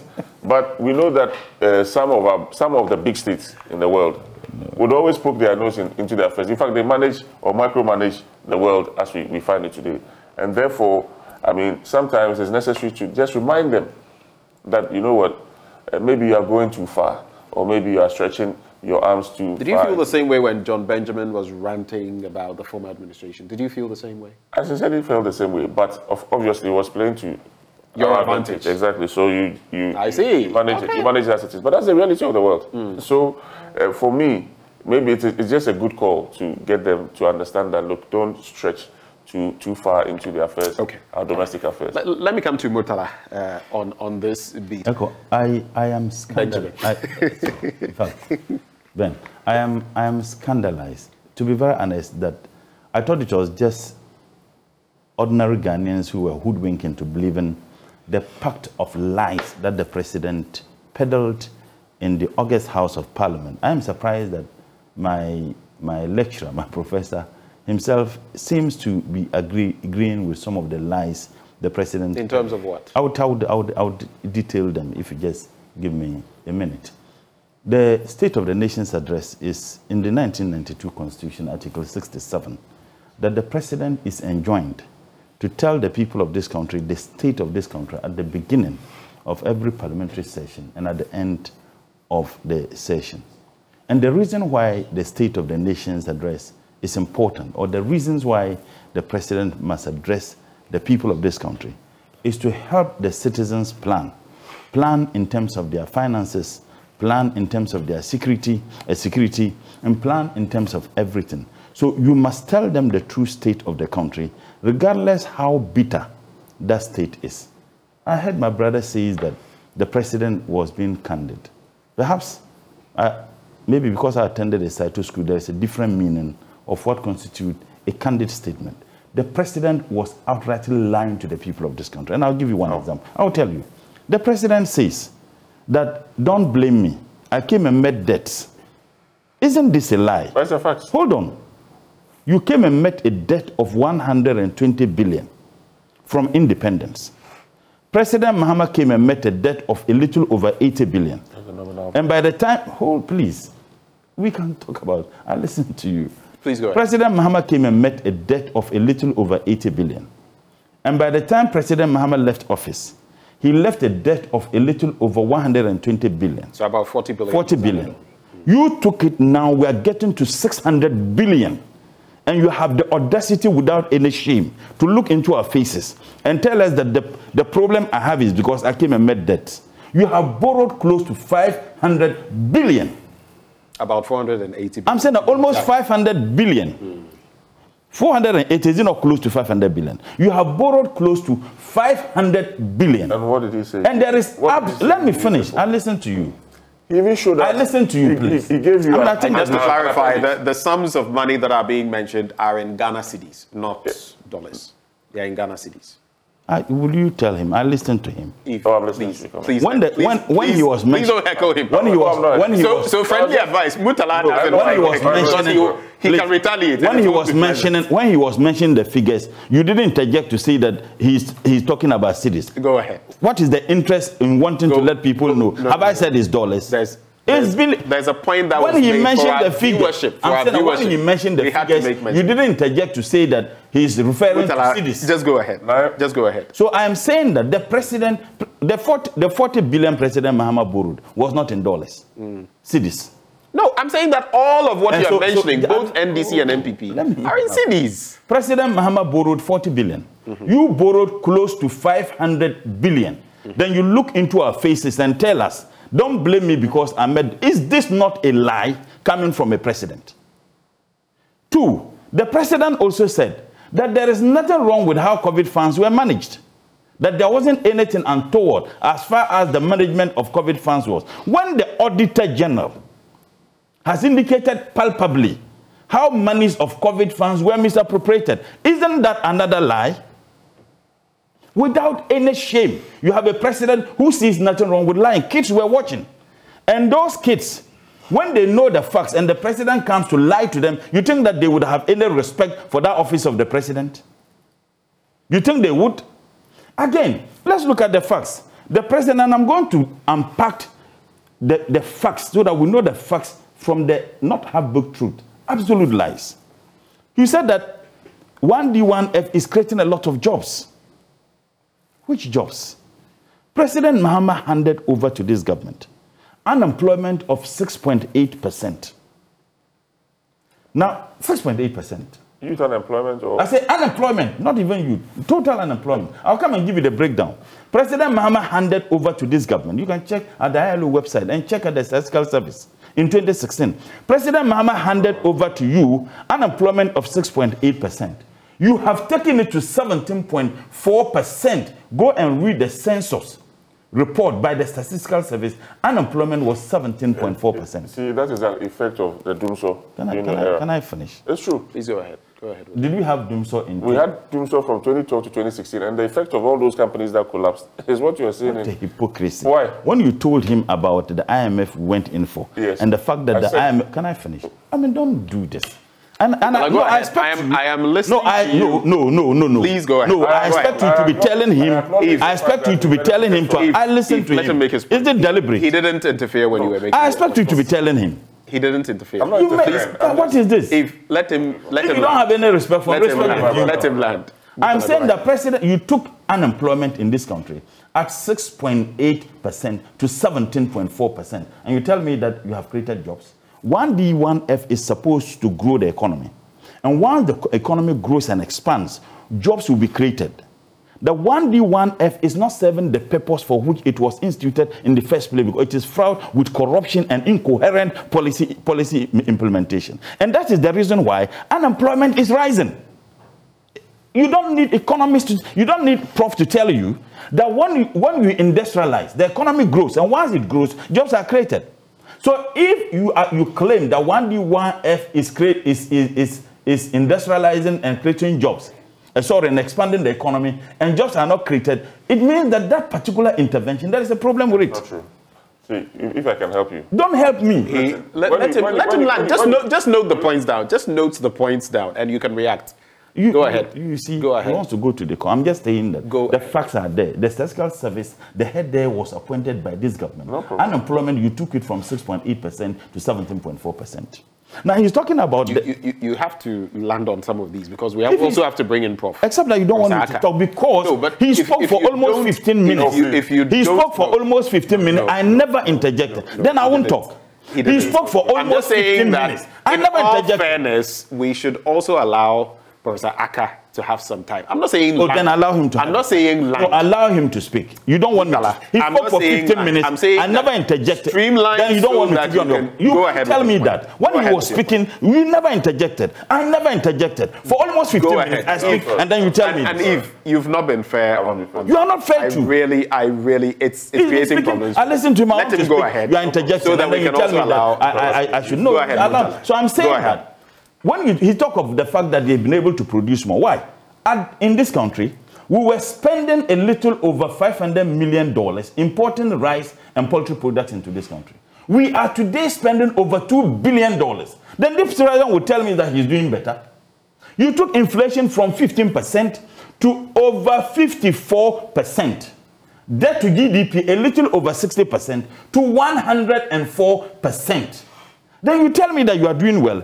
If this was not part of lies, then someone should tell me. And the president owes us a duty and a responsibility to tell us the true state of this country. Dollar to the cedi under the NDC in 2016 was 3.4.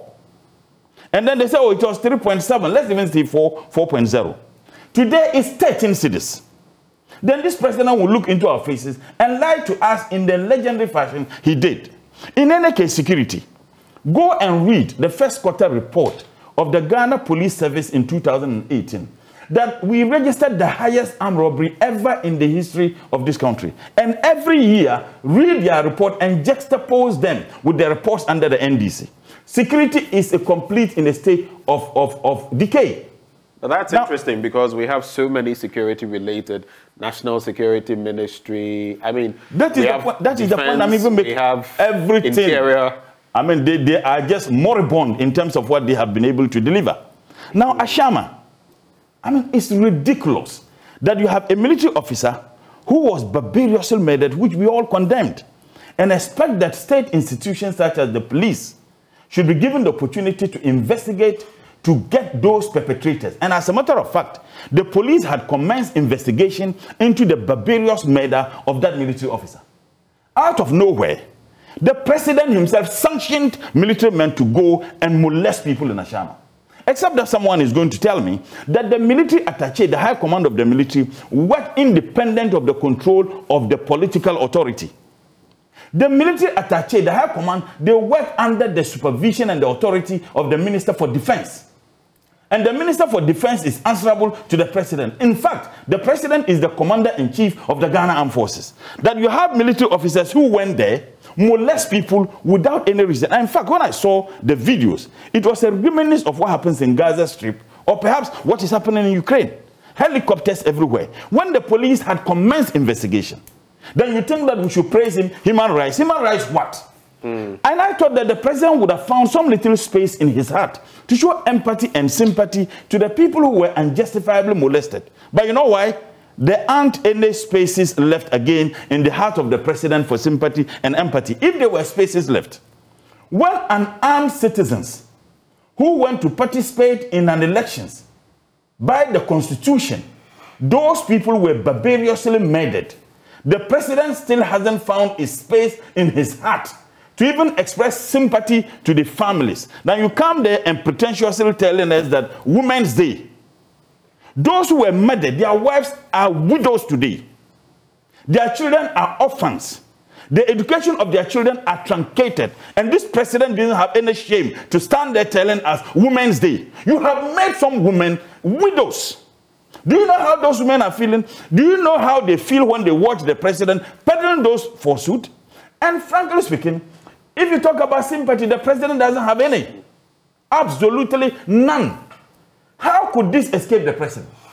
And then you have a Deputy Minister for Defense. For me, just to make a point, I found it shocking, Eve, and everyone watching, that that particular point was not made. I found it egregiously shocking that no mention was made of that. But anyway, I'm not Mr. President. Please wrap with your points. How could the Deputy Minister for Defense granted an interview earlier and said that it was sanctioned by the Military High Command? That was what the Deputy Minister for Defense is.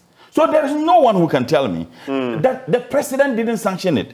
If the President never sanctioned what happened in Ashama, then God save this country. It means that the military can do anything at any point in time. It means that they are out of control. It means that the President, who is the Commander-in-Chief of the Ghana Armed Forces, has no control whatsoever of any security agencies in this country. But you see, the list said about this economy. The Parliament, the President was standing there, telling us that he has upheld and touting the credentials of parliamentary democracy.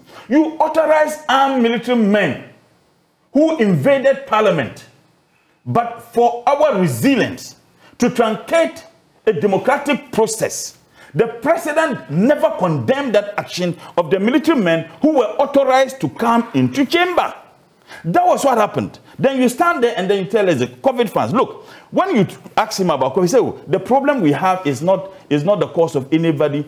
None of our neighbors borrowed $3 billion from the IMF in the name of COVID.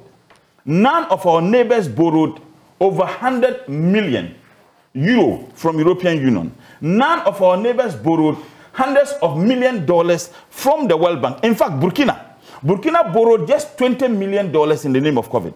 Now, if we want to tout ourselves as to the successes of COVID, the best successes of COVID is to prevent lives being lost. Lives were lost in Ghana, then lives were lost in our neighboring countries. Yet this President repeatedly would tell us that we did so well.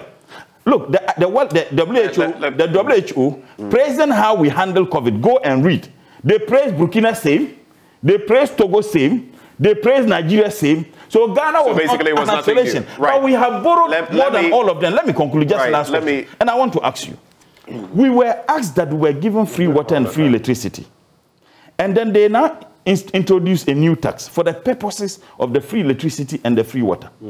Now, have you tried to find out how much the state has generated so far in the name of the COVID? I filed this question in Parliament. The Minister for Finance refused to answer these questions and have been making demands, refile these questions. Now, isn't that extorting the people? That when you institute a tax regime for the purpose of a particular thing, now we need to know how much you have generated so far. How much did you spend in providing the free electricity and free water? Point made. If you have read that, then you don't need to continue. And it's a question we've also paid. I want you people to take this thing up. It's not something we are to take up. It's something we have done in the past. We've not got any responses, just as you have not got any responses. Let me bring in Professor Charles Aka.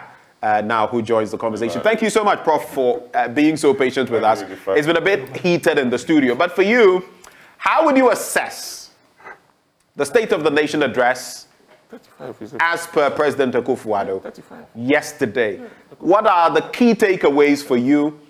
What are the highs and lows? Where did Mr. President state what is fact, and where did he state maybe what is just fiction? Over to you, Prof. Thank you very much, and good morning to the honorable members in the studio and to your cherished listeners. I've been enjoying the conversation. So I think I listened to the president yesterday. I didn't listen throughout the whole conversation. I had a meeting, but I've subsequently grabbed a copy of the speech. Okay. And I've tried to read it. And I think that on page 3, the president said that the address offers us, as usual, the opportunity to provide an honest assessment of our country's situation and seek the support of all in addressing it with hope and confidence. So basically, we expected the president to be as honest as possible so that all of us, all stakeholders, citizens, and not spectators, could also help in finding solutions to the problem. And my reading of his statement is that there were a lot of politics in the statement. And I thought that it was an occasion to avoid politics as much as possible. It's a State of the Nation address, and it's not a political campaign. I can understand that there's been a lot of things on social media, a lot of criticism, so he would probably felt that he should put up a defense. And in doing that, I think we lost some of the honesty and admission and repentance and brokenness that I expected to get from him. I mean, you've used some words, pardon my coming in, but are you saying in some ways the president was dishonest yesterday? Well, if you want to put it like that way, but I think in some ways he was doing more of a blame game and trying to score level up of politics. So gentlemen, not as, I won't say he was lying, but so for example, and I think other speakers have, Honorable Muntala? Muntala, right. Yeah, Muntala and Professor Sir Asante already said, it is quite disingenuous. And you see, for you to fix a problem, you need to first do a diagnosis to know where the problem is. If we continue to do the politics that we have been doing in this country for these 66 years, we will not make quick progress. We need, as a family, as a nation, to admit where we have gone wrong and then to find solutions. All the discussions, or most of the discussions I've heard about why we are where we are, seem to push the blame, all of it, or most of it, on COVID and Ukraine war. And I think I totally disagree. So if that was the case, you ask, why is Cote d'Ivoire not in a mess? Why is Togo? Why is Burkina? These are countries that we are richer than them and that we have more resources than them. And we have more human capital, more intelligent people in this country from all spheres of callings and qualifications. So why are we in this mess? Cannot be COVID. Even though it would have contributed to expose the weakness in our fundamentals, it cannot be Ukraine. Okay, even Ukraine is not in that mess, even though they have been at work for about a year. Okay, so how do we come to this point where we are not able to pay our domestic and our foreign debt, and we are blaming it on Ukraine that is fighting a war, that we are not fighting a war? So I think that is where I was quite a bit disappointed. And I don't blame the MPP government. It is historical. We've just celebrated our 66 years of political independence anniversary. And if you look at over the last 6 decades, we have built an economy that is not strong and resilient. and sustainable. So sometimes we celebrate, and I think there's one philosopher that I wish to quote. He said the greatest danger for most of us is not that our aim is too high and we miss it, but that it is too low and we reach it. That's the danger, is that we set so low expectations, so low objectives, visions, and when we reach it, we celebrate, we think we have done well. Instead of being, setting a vision to become, a prosperous country, and then let's say we even miss that vision. We are not. And that's why we celebrate little things. Some of the things the president is talking about, roads here, roads there, here and there. This is good. But there's no government that doesn't build road. Okay. Despite all the roads we celebrate, this is a country that is 66 years of independence that cannot still boast of a single dual carriage way that links two capital cities. So from Accra to Tamale, to Kumasi, to Takoradi, to Cape Coast, to Ho, there's no way you can have a railway or a public metro system or an underground train or to have even a dual carriage road that can let somebody live in Kumasi and come to work in Takoradi, in Accra, and can do that in 2 hours or so. The only thing the president has been able to add on, of course, which we need to congratulate, is the one that gets you Apedra or so. Okay, but before the traffic, after Apedra, you are back to terrible road again until you enter Kumasi. To go to Tamale, you spend almost the whole day. 66 years of independence. So no matter what you think you have added, we are still far away. So I think that if I should look at the report, I think what some of the things that the president highlighted were good. The president seems to be doing a lot. And actually, we need to tell the truth that when the president took over the reins of this government in 2016, things were not that good. And I think that's why they are comparing where he took the economy from and where we were before COVID. And it is true, and it's a fact, that during the period of the NDC, we had some terrible crises, and that resulted in the economy growing at a low rate of around 3.4%, which was the lowest in about 3 decades, and consecutively for about 5 years, because the doomsaw continued from about 2011 all the way to almost 2016, and we didn't find solutions immediately.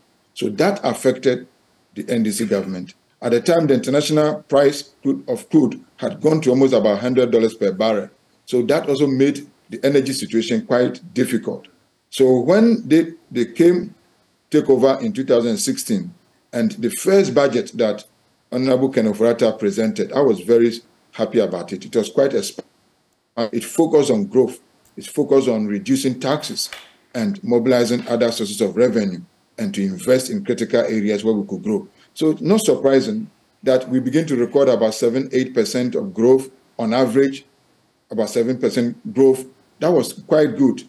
And they reduced inflation, interest rate began to come down. So I think comparatively, they were doing well. Between 2016 and 2019 was far better than 2012 to 2016. That, it is tireless fact. It's data driven. It cannot be argued. But still, despite all of that, we did not invest in the critical sectors of industrialization and agriculture sufficiently enough to transform the structure of the economy so that when there is external shock like COVID or Ukraine war, we could be resilient enough to withstand. Apart from that, we decided to change our attitude of raising domestic revenue. And if we wanted to borrow at all, to borrow from multilateral and sometimes bilateral sources, to go to the capital market, to borrow dangerous, speculative money to the tune of, as we are talking about now, almost $48 billion borrowed in 6 years. Okay, so that has to be admitted. That we need people in the Ministry of Finance to explain what kind of thinking went into that, what kind of analysis, And how were they expecting to pay that loan? Right. It is not COVID that made us to go to the IMF. Whether there was COVID or there was no COVID, it was not sustainable. In fact, they were going to borrow again, if not for COVID. So in other words, what you're saying, Prof, is that COVID can't be used as an excuse. Basically, that's what it means. Right. One of the dangerous things I think this country did was the appetite for borrowing. And we have said it over and over again. There's no year I've had opportunity to write about the economy of Ghana that I have not warned that we were on a slippery slope the way we were borrowing externally from the international capital market. That is something that has actually jeopardized our economy. The whole domestic exchange program was unnecessary. It's because of the external borrowings, and we need to go and restructure our external debt. And the IMF is insisting that we must do first a domestic debt exchange before we go to the external one. That's why we are doing this. Otherwise, I want to pose a candid, and the president says he was being candid. I want to pose a very candid question to you, straightforward. When you look at the facts and figures, and they are things that we've gone over time and again, Murtala rightly pointed out, our debt stood at around 120 billion Ghana cedis as of the time this administration took over. Right now, we're looking at in excess of 540 billion. Did in ending up at the doorstep of the IMF once more, you're an economist, did we, partly on the back of overborrowing, precipitate getting to the IMF? I want you to quickly address that as you move on. No, exactly. Because, and this is not the first time we've gone to IMF. Okay, so sometimes we've gone to IMF when we actually have a genuine crisis. And sometimes on this occasion, it's mainly because of our overborrowing. Okay. And we are not likely going to be able to service our debt. We don't have what it takes. You see, when you borrow, then there's nothing wrong with borrowing. I support borrowing when it's necessary. Right. And when the borrowing is used for productive investment. That's not what I can see, basically. If a father goes to borrow and then comes to buy Rolls Royce and an iPhone and the iPad for all his 5 children and the wife, of course, they will think he's a good father and they will congratulate him. And the president said that we should congratulate him for some of the things that they have done with the borrowing. But it's different if he borrowed to invest in a business or in, let's say, a long-term investment that will yield returns adequate enough to be able to service a loan. When you go to international market to borrow at such high exchange interest rate and also not in your own currency, you cannot use it for consumption. You cannot use it for things that will not be able to pay for the loan. And I think if you look at the borrowing, it has been high. Now we are talking about 480 billion Ghana cedis borrowed in 6 years. And I don't think that is it's about 80 billion cedis in a year. Okay, it works out to about $48 billion over the 6 years. We are going to the IMF for $3 billion. That's just about 6% of how much we borrowed in 6 years. So it's basically insignificant. We didn't need to go there. We don't need the IMF to have been dictating to us on how to build the economy if we were a bit more fiscally disciplined and prudent with our borrowing and our spending. Right. So, Prof, in the next 2 minutes or so, I would like you to wrap up with the rest of your thoughts for us so we can cap off from the studio. Yes. So I think that I'm happy that the president has noted that we will need to fix agriculture. And I think they rightly set up the agriculture industry, this one factory. I think it looks like it's a good idea. And we will need to address our import dependency to reduce our import bill. And for me, I think the details are still going to be checked. But that is something that I think we need to look at, how to industrialize and how to stop importing. Some of the things we import include toothpick. The last time I saw mop stick that the children are taking to secondary school is imported from China. These are sticks that you use to put into the mop, to scrub. So these kind of things that we keep importing, we should have the capacity. So basically, the import substitution that the president touts must be brought to bear in real terms. Yes, but it has to be done properly. And we need to look at where is the financing going to come from. Is the government going to finance that? Or are they going to borrow from the commercial banks at 40%, 30-something% interest rate? They are not going to be sustainable. We've done this before under Kwame Nkrumah, and we realized that even at Champon, they were not sustainable. So it's a comprehensive program that has to be looked at, and we need to talk about it. But I think finally, what I think was totally missing from the president's speech was about the fact that one of the critical cornerstones of building a sustainable economy is about the moral principles and moral values, core values that this nation is losing. And there was no mention about it. And that is sad indeed. And you can link that to the Ashama case. So when we live in a country where even the armed or military men don't feel safe, that anybody can get up and kill a uniformed military man, that is a country that has lost the fear of God and its godly values. That is a country that you are seeing corruption. You are seeing so much killings and ritual killings. Recently, we saw in Mankesim, a nursing student was kidnapped and slaughtered and killed. When we come to a situation like that, where the country is losing its moral values, where children can go on strike and demonstrate and destroy school properties, children can insult the president of the country, all of these things. When we are now coming to a country where we don't know between right and wrong, and we have been talking about, LGBTQ bill here and there, marriage institution is under attack. I think this is something that the president has to talk about, because it affects the integrity of even the people we elect to lead us. When corruption is not seen as an issue, and people can amass wealth in a short time, build houses, make investment, and they are not able to explain the sources of their income. This is something that I think is something that it needed to be highlighted. How do we go back to a country that cherishes integrity and our culture and our moral values and our religion, to make sure that we are building an honest and a society that is sustainable and has integrity and the fear of God? That's something that I think was totally missing. Thank you very much for that. Thank you so much for spending time with us this morning. We're very grateful.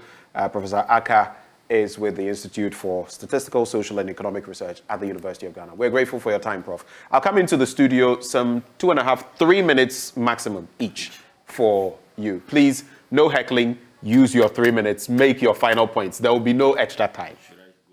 I'll start with, because you had spoken quite a bit before you also came in. The unemployment rate. Yes, it is high. I'm assuming that all that he said was true. It is high, but it is an effect of something else. And obviously, the ripple effect is what you are seeing today. It's the same way that the 1D, 1F program that the government, led by His Excellency the President, has put together, would help to mitigate the unemployment rate. But you will not see the effect today. You will see it over time. It's like planting a seed and allowing it to germinate. You might not see the fruits of the seed today, but over time, we would see the fruits.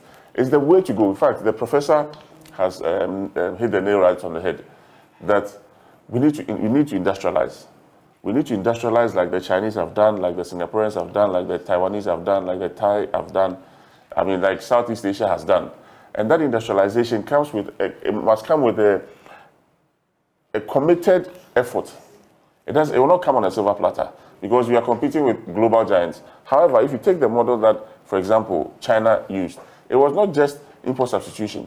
It was what you call window guidance, where the state actually guided businesses to grow.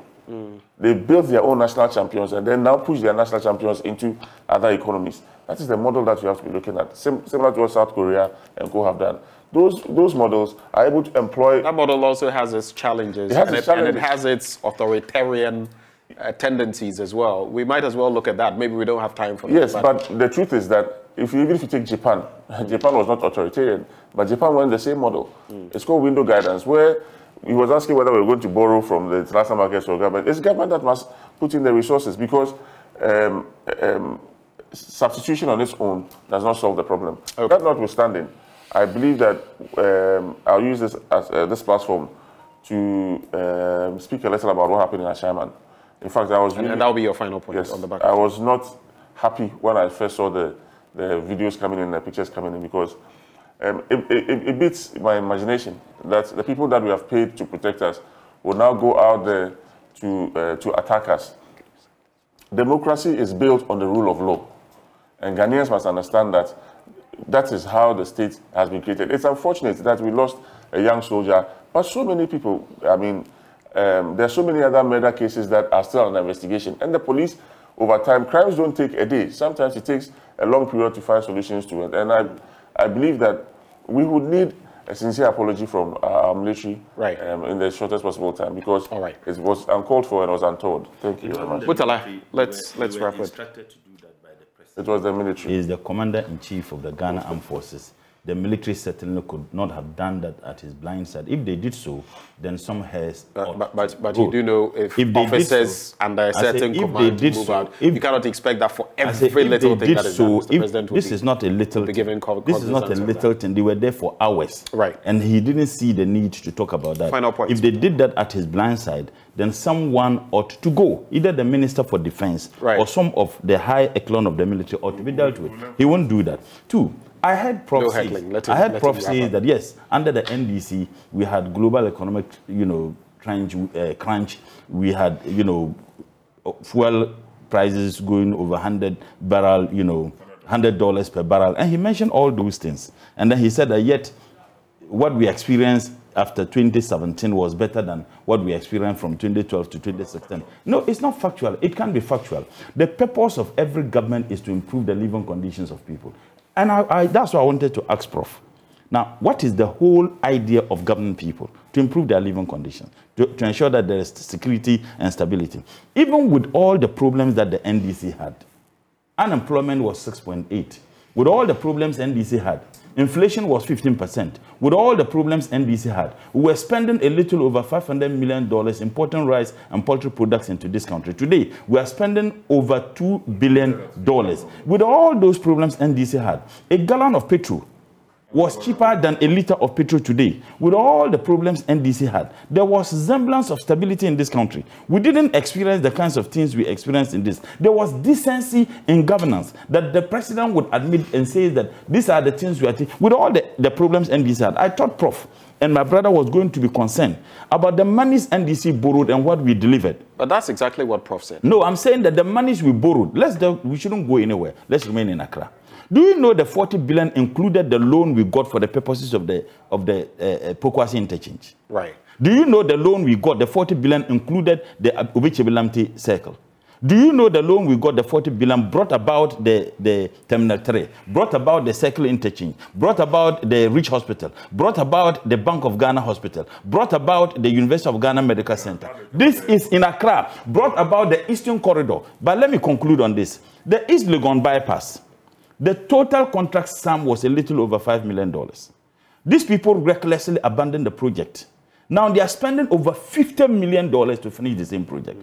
If this is not recklessness and thievery, show me which is. Now you have run the biggest government ever in the history of this country. The biggest. Meanwhile, you told the people of this country that you are not going to run a big government. You are not going to run family and friends government. When you knew President Mahama had just one family member who was serving in his government in the capacity of a deputy minister, you have appointed to the baby mamas appointed to serve in your government. Thank you, Mutala, for making those points. It's been. Do you know the COVID funds? If you check in the budget, do you know they spent $35 million developing a software? $35 million. Of the app, right? Okay. Have you ever seen it? $35 million, and the company is called Accent. $35 million. I think Prof and Co should be. I would keep charging you as we do our bit. I'll keep charging you as well to table that on the floor of Parliament. Now, we've been joined by Murtala Mohammed, Member of Parliament, Tamale Central. Eve Hansen, not a Member of Parliament, Tema Central. Professor Charles Aka, economist at ISA. And before all of that, Dr. Kwame Asasante, political scientist at the University of Ghana. But staying on the SONA, my colleague Bernice Abubedu Lanza is at the Malata market, interacting with some market women and others about what they thought about the president's SONA From the Malata market, and I'm here to speak to Ghanaians about the state of the nation, what their thoughts are, what their concerns are, and if there are any suggestions they have from government, we'll gladly take them. So let me start with this lady here who sells bags and shoes for children. Good morning, Pacha Efraosing. Pacha Efraosing Nanaya. Nanaya, enra omampin ko mrashebedrefie. Okoma State of the Nation address Okanyama bebre okasafa Bosnia ya tabo ankrofo say omaye quite reckless with it omun disikani ye say Jessica said ye we aye mfa nye omampinyi say enye sa osan kasafa vaccines ayema nkola a shorty ni na sikasem say ye disika kotoni ade but wa wo hwa Ghana nkasa no sena omine tisisiano eto sing Omaino, I say that ansana papa no eba abetana so. Sika die mpanifo a die chire di aman mpanifo na chi. Omo na omo yes ade no. Egu president for no enimu ase no. Omo na edi se sika no. Eti no se bibi se ni a se ewiase yale na baaye no. E na ama ewiase nyina adane, ewiase nyina adane. Etino America krampo a omu kwankasa drum hwankasa kra no se omu ho kire wom etino se oman Ghana so ye ho ache ya sa ye kwa ye yese ye binum o Africa countries bebre dwane ba Ghana eti Nigeria for na no se yase ha ya kra Nigeria ni bi gina ka ye se Ghana ye ntini nua emfri Nigeria omra Ghana. All right. So this lady here is saying that for her, the country was already in shambles before President Akufo-Addo took over. However, she thinks that it is those who work with these presidents over the years that bring us to this point due to corruption. She's also saying, and agreeing with President Akufo-Addo, that the COVID-19 pandemic is what has made the world over witness a lot of difficulty in various economies across the world. And she believes that Ghana is even better than some African countries. She actually cites an example of how a Nigerian was telling his brother to come over into the country because things are better. All right, Yajitumu say, Ebia etisadi say, some African countries are doing better than Ghana. But so what should Ghana be ye free? Nanu ye 66 years. Unji ni se anka ebia say ya tutu ye nyama year. Ebia enye si ne befa na wo da ho agina ho say COVID-19 pandemic nintina ye wo tebia ye team. Tama yale ne maye na President Akufo-Addo no ototo ade ni yie pa na nyoma ekoyie. Because the woman cries so now you want a much cry so now or yeah juma and your ma koye yes because yalian shas yan and penfo can say si yale we ya bay a beha a viasinia I am panso so I have singing it yes say na botana was yenya abotana was ye or mine yenya near bompire singing coupons or best sacra we mamaye. She's asking that we be patient as a people and pray as well that God will change things. She actually believes that the president is still working despite the effect of the COVID-19. And let's go back to Parliament because a minority no more say senka omampingi and the finance minister on one Bob Bosia to send omo boy e bianca COVID-19 e bianca ye tibiano and kebe better and also dream was saying no boy. Some minority say minority form. No boss abisian. It is abisian to say ye born. And one your friend saying your bar. But on my way, on jet to say your debt to GDP ratio, ne debt stock no. Sisiano, Sena isi a shooty afano. Nen tessa previously dear. Siseno, nientia akobanisan. The omo boy no. And no papa in sunya. No so at the asa adani. Oh, yeah, the balance because kase ye na ya gibisia wa hande ya gibisia wa ha e china wa fa utua e gibisia ba akro ba kwaje na odi ba betua ntisa ye be ha Ghana ma mampin say busia na obone no de kwan odi development projects na ade nti enye necessarily say or the service debt na the previous government accrue eno a na beboa yen bisia bona na beboa yen o man because adwuma bi eni ho no ma ye bebre ho Ghana han bebre ho omuntu atas bebre ho omuntu atas ne to say uhwema uchemu 30% 20% in atas it is na beba no. So this lady is insisting that look, this is what we have, this is what we get, and that borrowing is what will help the country develop, and she actually complains about taxes and says, sorry, we just have to let that tricycle move past us. Well, so she basically says that, well, you would expect that. We are coming to you from the Malata market, so you'd have to hear that occasionally. But basically, I was wrapping up on what this lady was saying. She thinks that borrowing is what will help us develop, and she also thinks that if we pay our taxes, we'll be better off. Yeah, that's someone Kasano pay. Let's try and find some other people who would want to share what they believe should be the state of the nation, or what is their thoughts on the state of the nation. Good morning, ma. Me Patricia from me Bennis. All right, okay. We'll move on. We'll try and find some other people who are willing to share their thoughts with us. But if you didn't listen to the State of the Nation address, there are just a few highlights. The president spoke about debt issues, and he refuted claims that his government has been reckless. He spoke about COVID-19 expenditure, despite the Auditor General's reports that we have seen. He thinks that the money was used judiciously.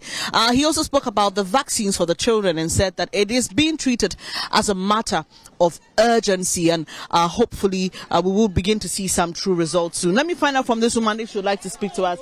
Okay, I think there's a lady there who would like to speak to us, so we'd have to go back. A lot of people calling us, trying to share their thoughts.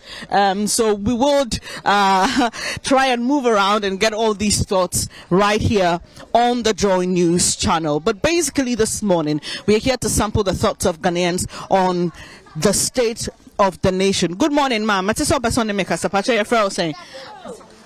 Oh, okay. Now, Sisiano, yate from the president on the state of the nation. One Kasano, Ghana to sing.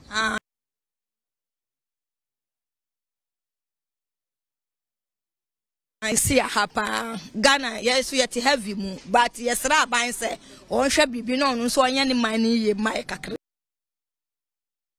Now, shall I a school. And you answer a bit in our office, and to Mr. Jobo, me, and to also shiny a beer, a bed boy, and your pen. Then a dawakumas. There, Damakuma say. I no say one pesica embra ya memu na ya memu ne hunto ya wo ma ya wo ya kunumu nya eduma ya emma ya bi nti ama awale kura ya basa. All right, so this is Abiba just telling me that things are not only difficult in Ghana. She says she's been to Togo, she's been back, and she uses the expression heaven for the situation in Ghana as compared to what she witnessed in Togo. But she's asking the president to do something to fix the economy. She's saying that things are very hard. She's got children, and that the economic situation is even affecting marriages for a lot of people, marriages of a lot of people. She says that not everybody has been to school, so this is the little that she can do to survive, and so she's asking the president to do something about the economy. So just a few more thoughts to sample here from the Malata market. Good morning, ma. It's saying na bibia kwasoma ode. Okay, all right. All right, so let me just see if these gentlemen would like to. Hello, good morning. Hi, my name is Bennis. I work with JoyNews. How are you? What's your name? Oh, my name is James Mama. All right, James. The president delivered the State of the Nation address, but for you, what is going on in Ghana now? What are your thoughts, impressions? Actually, I don't have much to say, but the way president addressed the nation is not good. But what the little that I have to say is that for him addressing the nation, the economy of Ghana is not good, because actually see what we are doing right now. What are you doing? Tell me what you're doing. Why are you holding this? Oh, we are buying pure robbers. Yeah, this is what we do for a living. But the way it's supposed to do everything, let me say, easy for us in Ghana, yeah, it's not doing it that way. How much do you earn in a day from buying these pure water rubbers? Almost we can earn like 70 cedis a day. And if you look at that 70 cedis, or if you take that 70 cedis against your expenses, or how much you have to pay for food, water, electricity, isn't it enough for you? No, it's not enough. It's not a fact. Because where I stay at Agboglosi, a week we pay 50 cedis. Yeah, 50 cedis that we pay a week. And then light bill is 20 cedis. Almost 70 cedis is that. So a day, if you do not go to work, it means you won't get anything. What was your dream? I mean, as a child growing up, what do you want to do eventually? Oh, my dream was to be, let me see, if I get any of security service. Yeah, if I get any of security service. But now protocol is too much. Protocol is too much. If you apply and you go right now, you go for screening, maybe medicals. After all, they will defeat you because of protocol. So what would you like? What would you like to tell the president? He's listening. Yeah.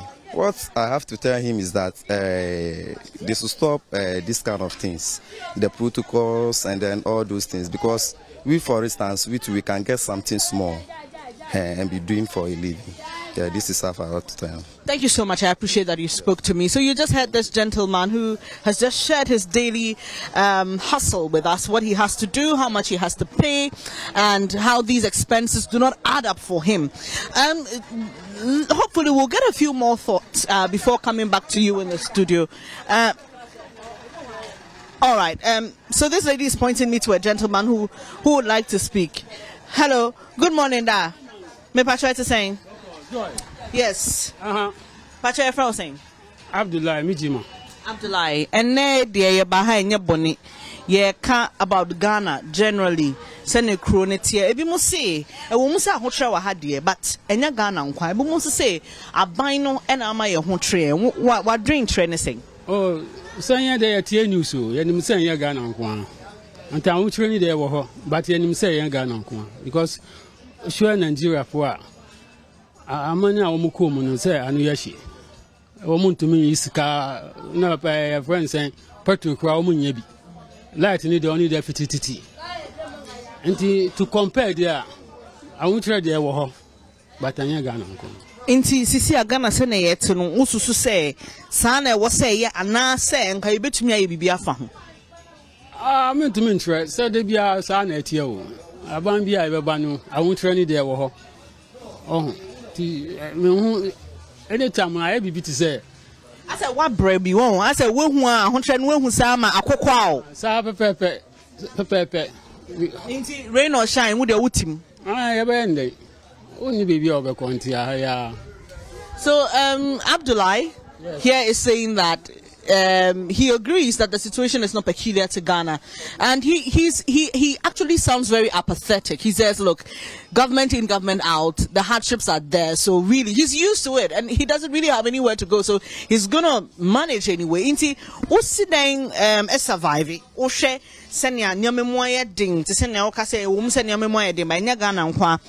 Eya oye den was ebi a school fees, electricity, and so on. This ania maniamano. Oye den wow, ni say Ghanaians here we live in magician. Eya di mo but your film. Yeah, magicians so. Obi anu a obaga say ni pay na odi wo edwuma mu no.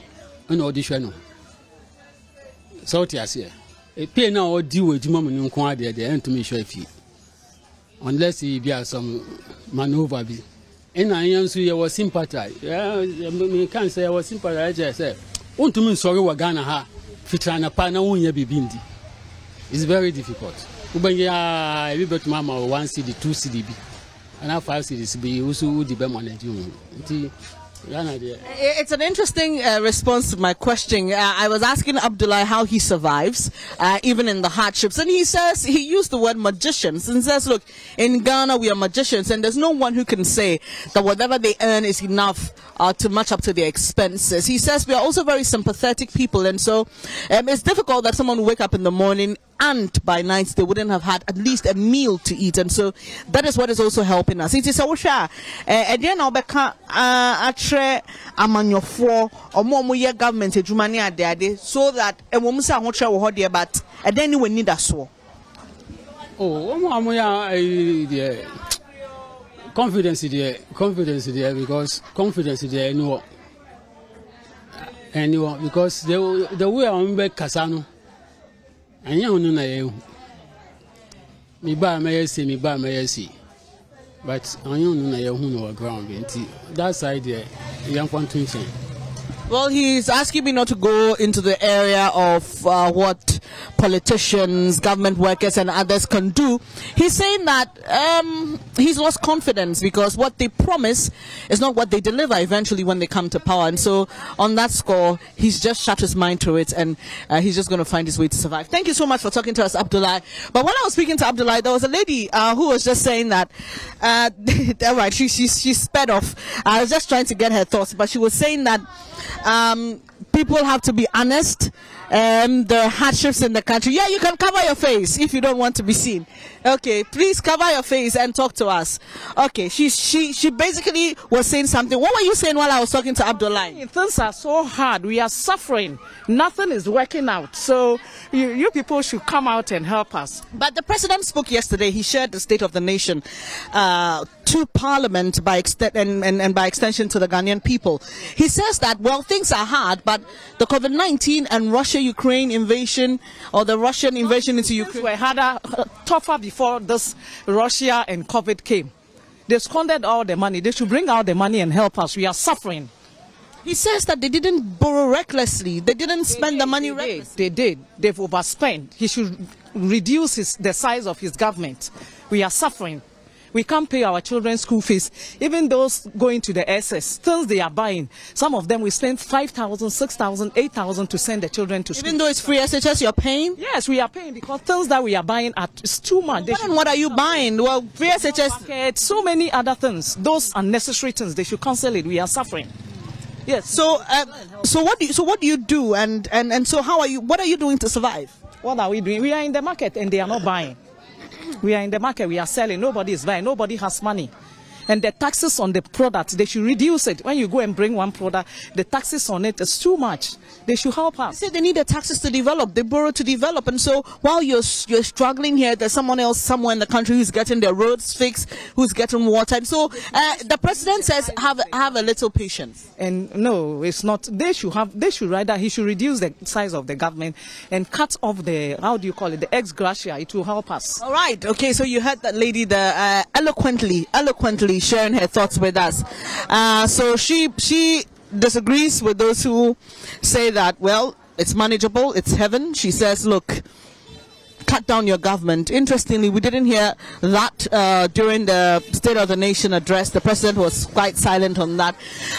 So there's a few thoughts here.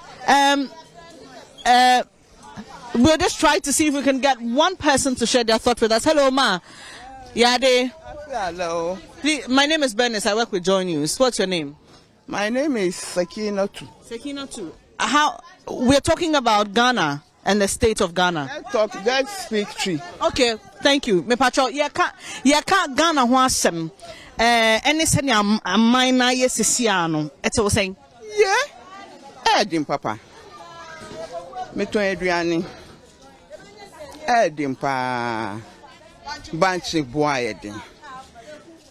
And I'm there yanka. And I'm there. Can feel say me me papa wo me. Me who say ya tu pumuda. But say see ya tu epumu. Say na ye be ye nam bebre so enye sa. Say see am na ade no aya din dam ne entumi nto. Enam ne entumi nto last. Say 1 month ne ye na bebre me.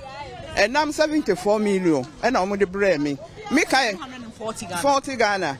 Me kai 12 million. And so, Mami no buy our baby discount 12 million a short home. And that's our ton and 1 year profit. No. Me boy car send the boy and I'm back 4 million. Over there to try ebesu back 4 million. So this lady here saying things are very difficult. She sells food and says the prices of cassava and meat and fish has skyrocketed since she was born. She's never seen anything like that. Inti Sisiano President Munya Botre and Yamemoya Dindia but Nabotre Mano Sabotre no Uobi. Mini Sabotre no Kura. If say Ghana edging too much. She see a school as them.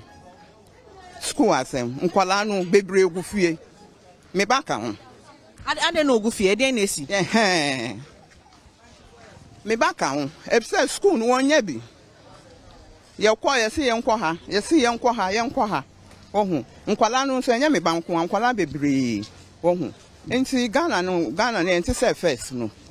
Ye nyi o. Ususu say den na ma yedru sabre, ene. No, say na now, say hwan o, say omo bunu yi o. Minum adekunti e ba ne sa. Say onu, say amom no, say friend simple. Mintumi hu. If say bibia boy dey too much. Bibia first no ton ade a unya sen previous na sisi a ton ade a unya sen. See first me ton ade a. First pa bibia work from no. O koto fresh fish mpo. So o to fresh fish 100 Ghana. We bet to manya to say 50 or so. And so say see o to fresh fish o yi oil a. E bia 200 20 cedis. E bia 20 cedis. 20 cedis we be man kwala chop money. Oh, and since see any first no enyepe. Kura man time no is better than this. So this woman ends her thoughts by saying that President Mahama's tenure was better than this. Yeah, that's so she says that, look, even with the school placement saga, she's a victim. Her child is a victim, and other children she takes care of. And they're unable to get schools. They go to one place, they're asked to go to the other, and she's quite frustrated. She says she can't tell what has brought us to this point, but all she wants is relief. She doesn't have the patience the president is asking citizens to have. She wants the situation to be fixed as soon as possible. So we've sampled varied views here at the Malata market. Back to you in the studio.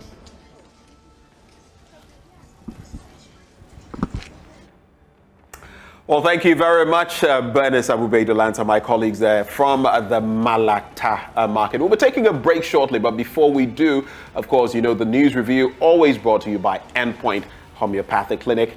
And they are offering free prostate screening and free female fertility screening. You can locate them in Accra Spintex opposite the Shell signboard in Kumasi, Kronomaboy here, behind the Angel Educational Complex in Takrade Anaji Estate Tema Community 22, Techiman Hansua and Esiama Enzima. You want to call them, right? The number to call, 0244 867 068 or 0274 234 321. And we all say, Endpoint Homeopathic Clinic, the end to chronic disease. I've also been taking quite a sip of water this morning. We all know water is life, and if you want water, then you should think of Awake Premium Purified Water, treated through a strict purification process to ensure that every bottle on the market refreshes you better. And guess what? We have the perfect sizes now for all occasions, 330 and 500 ml bottles to fit your pockets and bags, 750 ml for the heavy drinkers, and 1.5 liters for those who always want a lot more, just like me.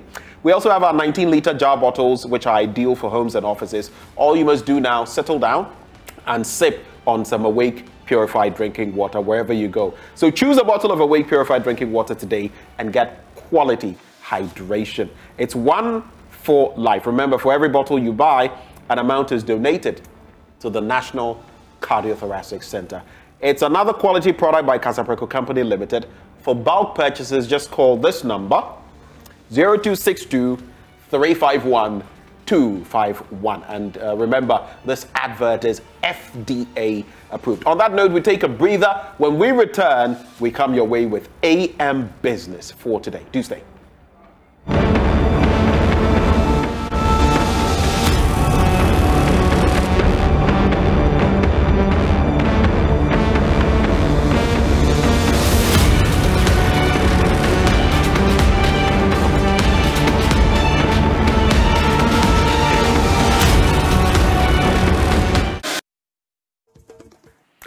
Well, and that is how we cap off the show today. It's been interesting, hasn't it? We've taken you to two forts. We've given you some outlook on yesterday's SONA as delivered by the president. And we took you to the Malata market. Interesting, very curious views that were shared there. But everything that has a beginning must have an end. On this note, we salute you. We thank you for watching. Bernice Abubeidu-Lanta and yours truly. Let's catch up again, same time tomorrow. And of course, you know I'll be serving you my blunt thoughts. But up next, we'll be serving you Joy News Desk. Have a wonderful day.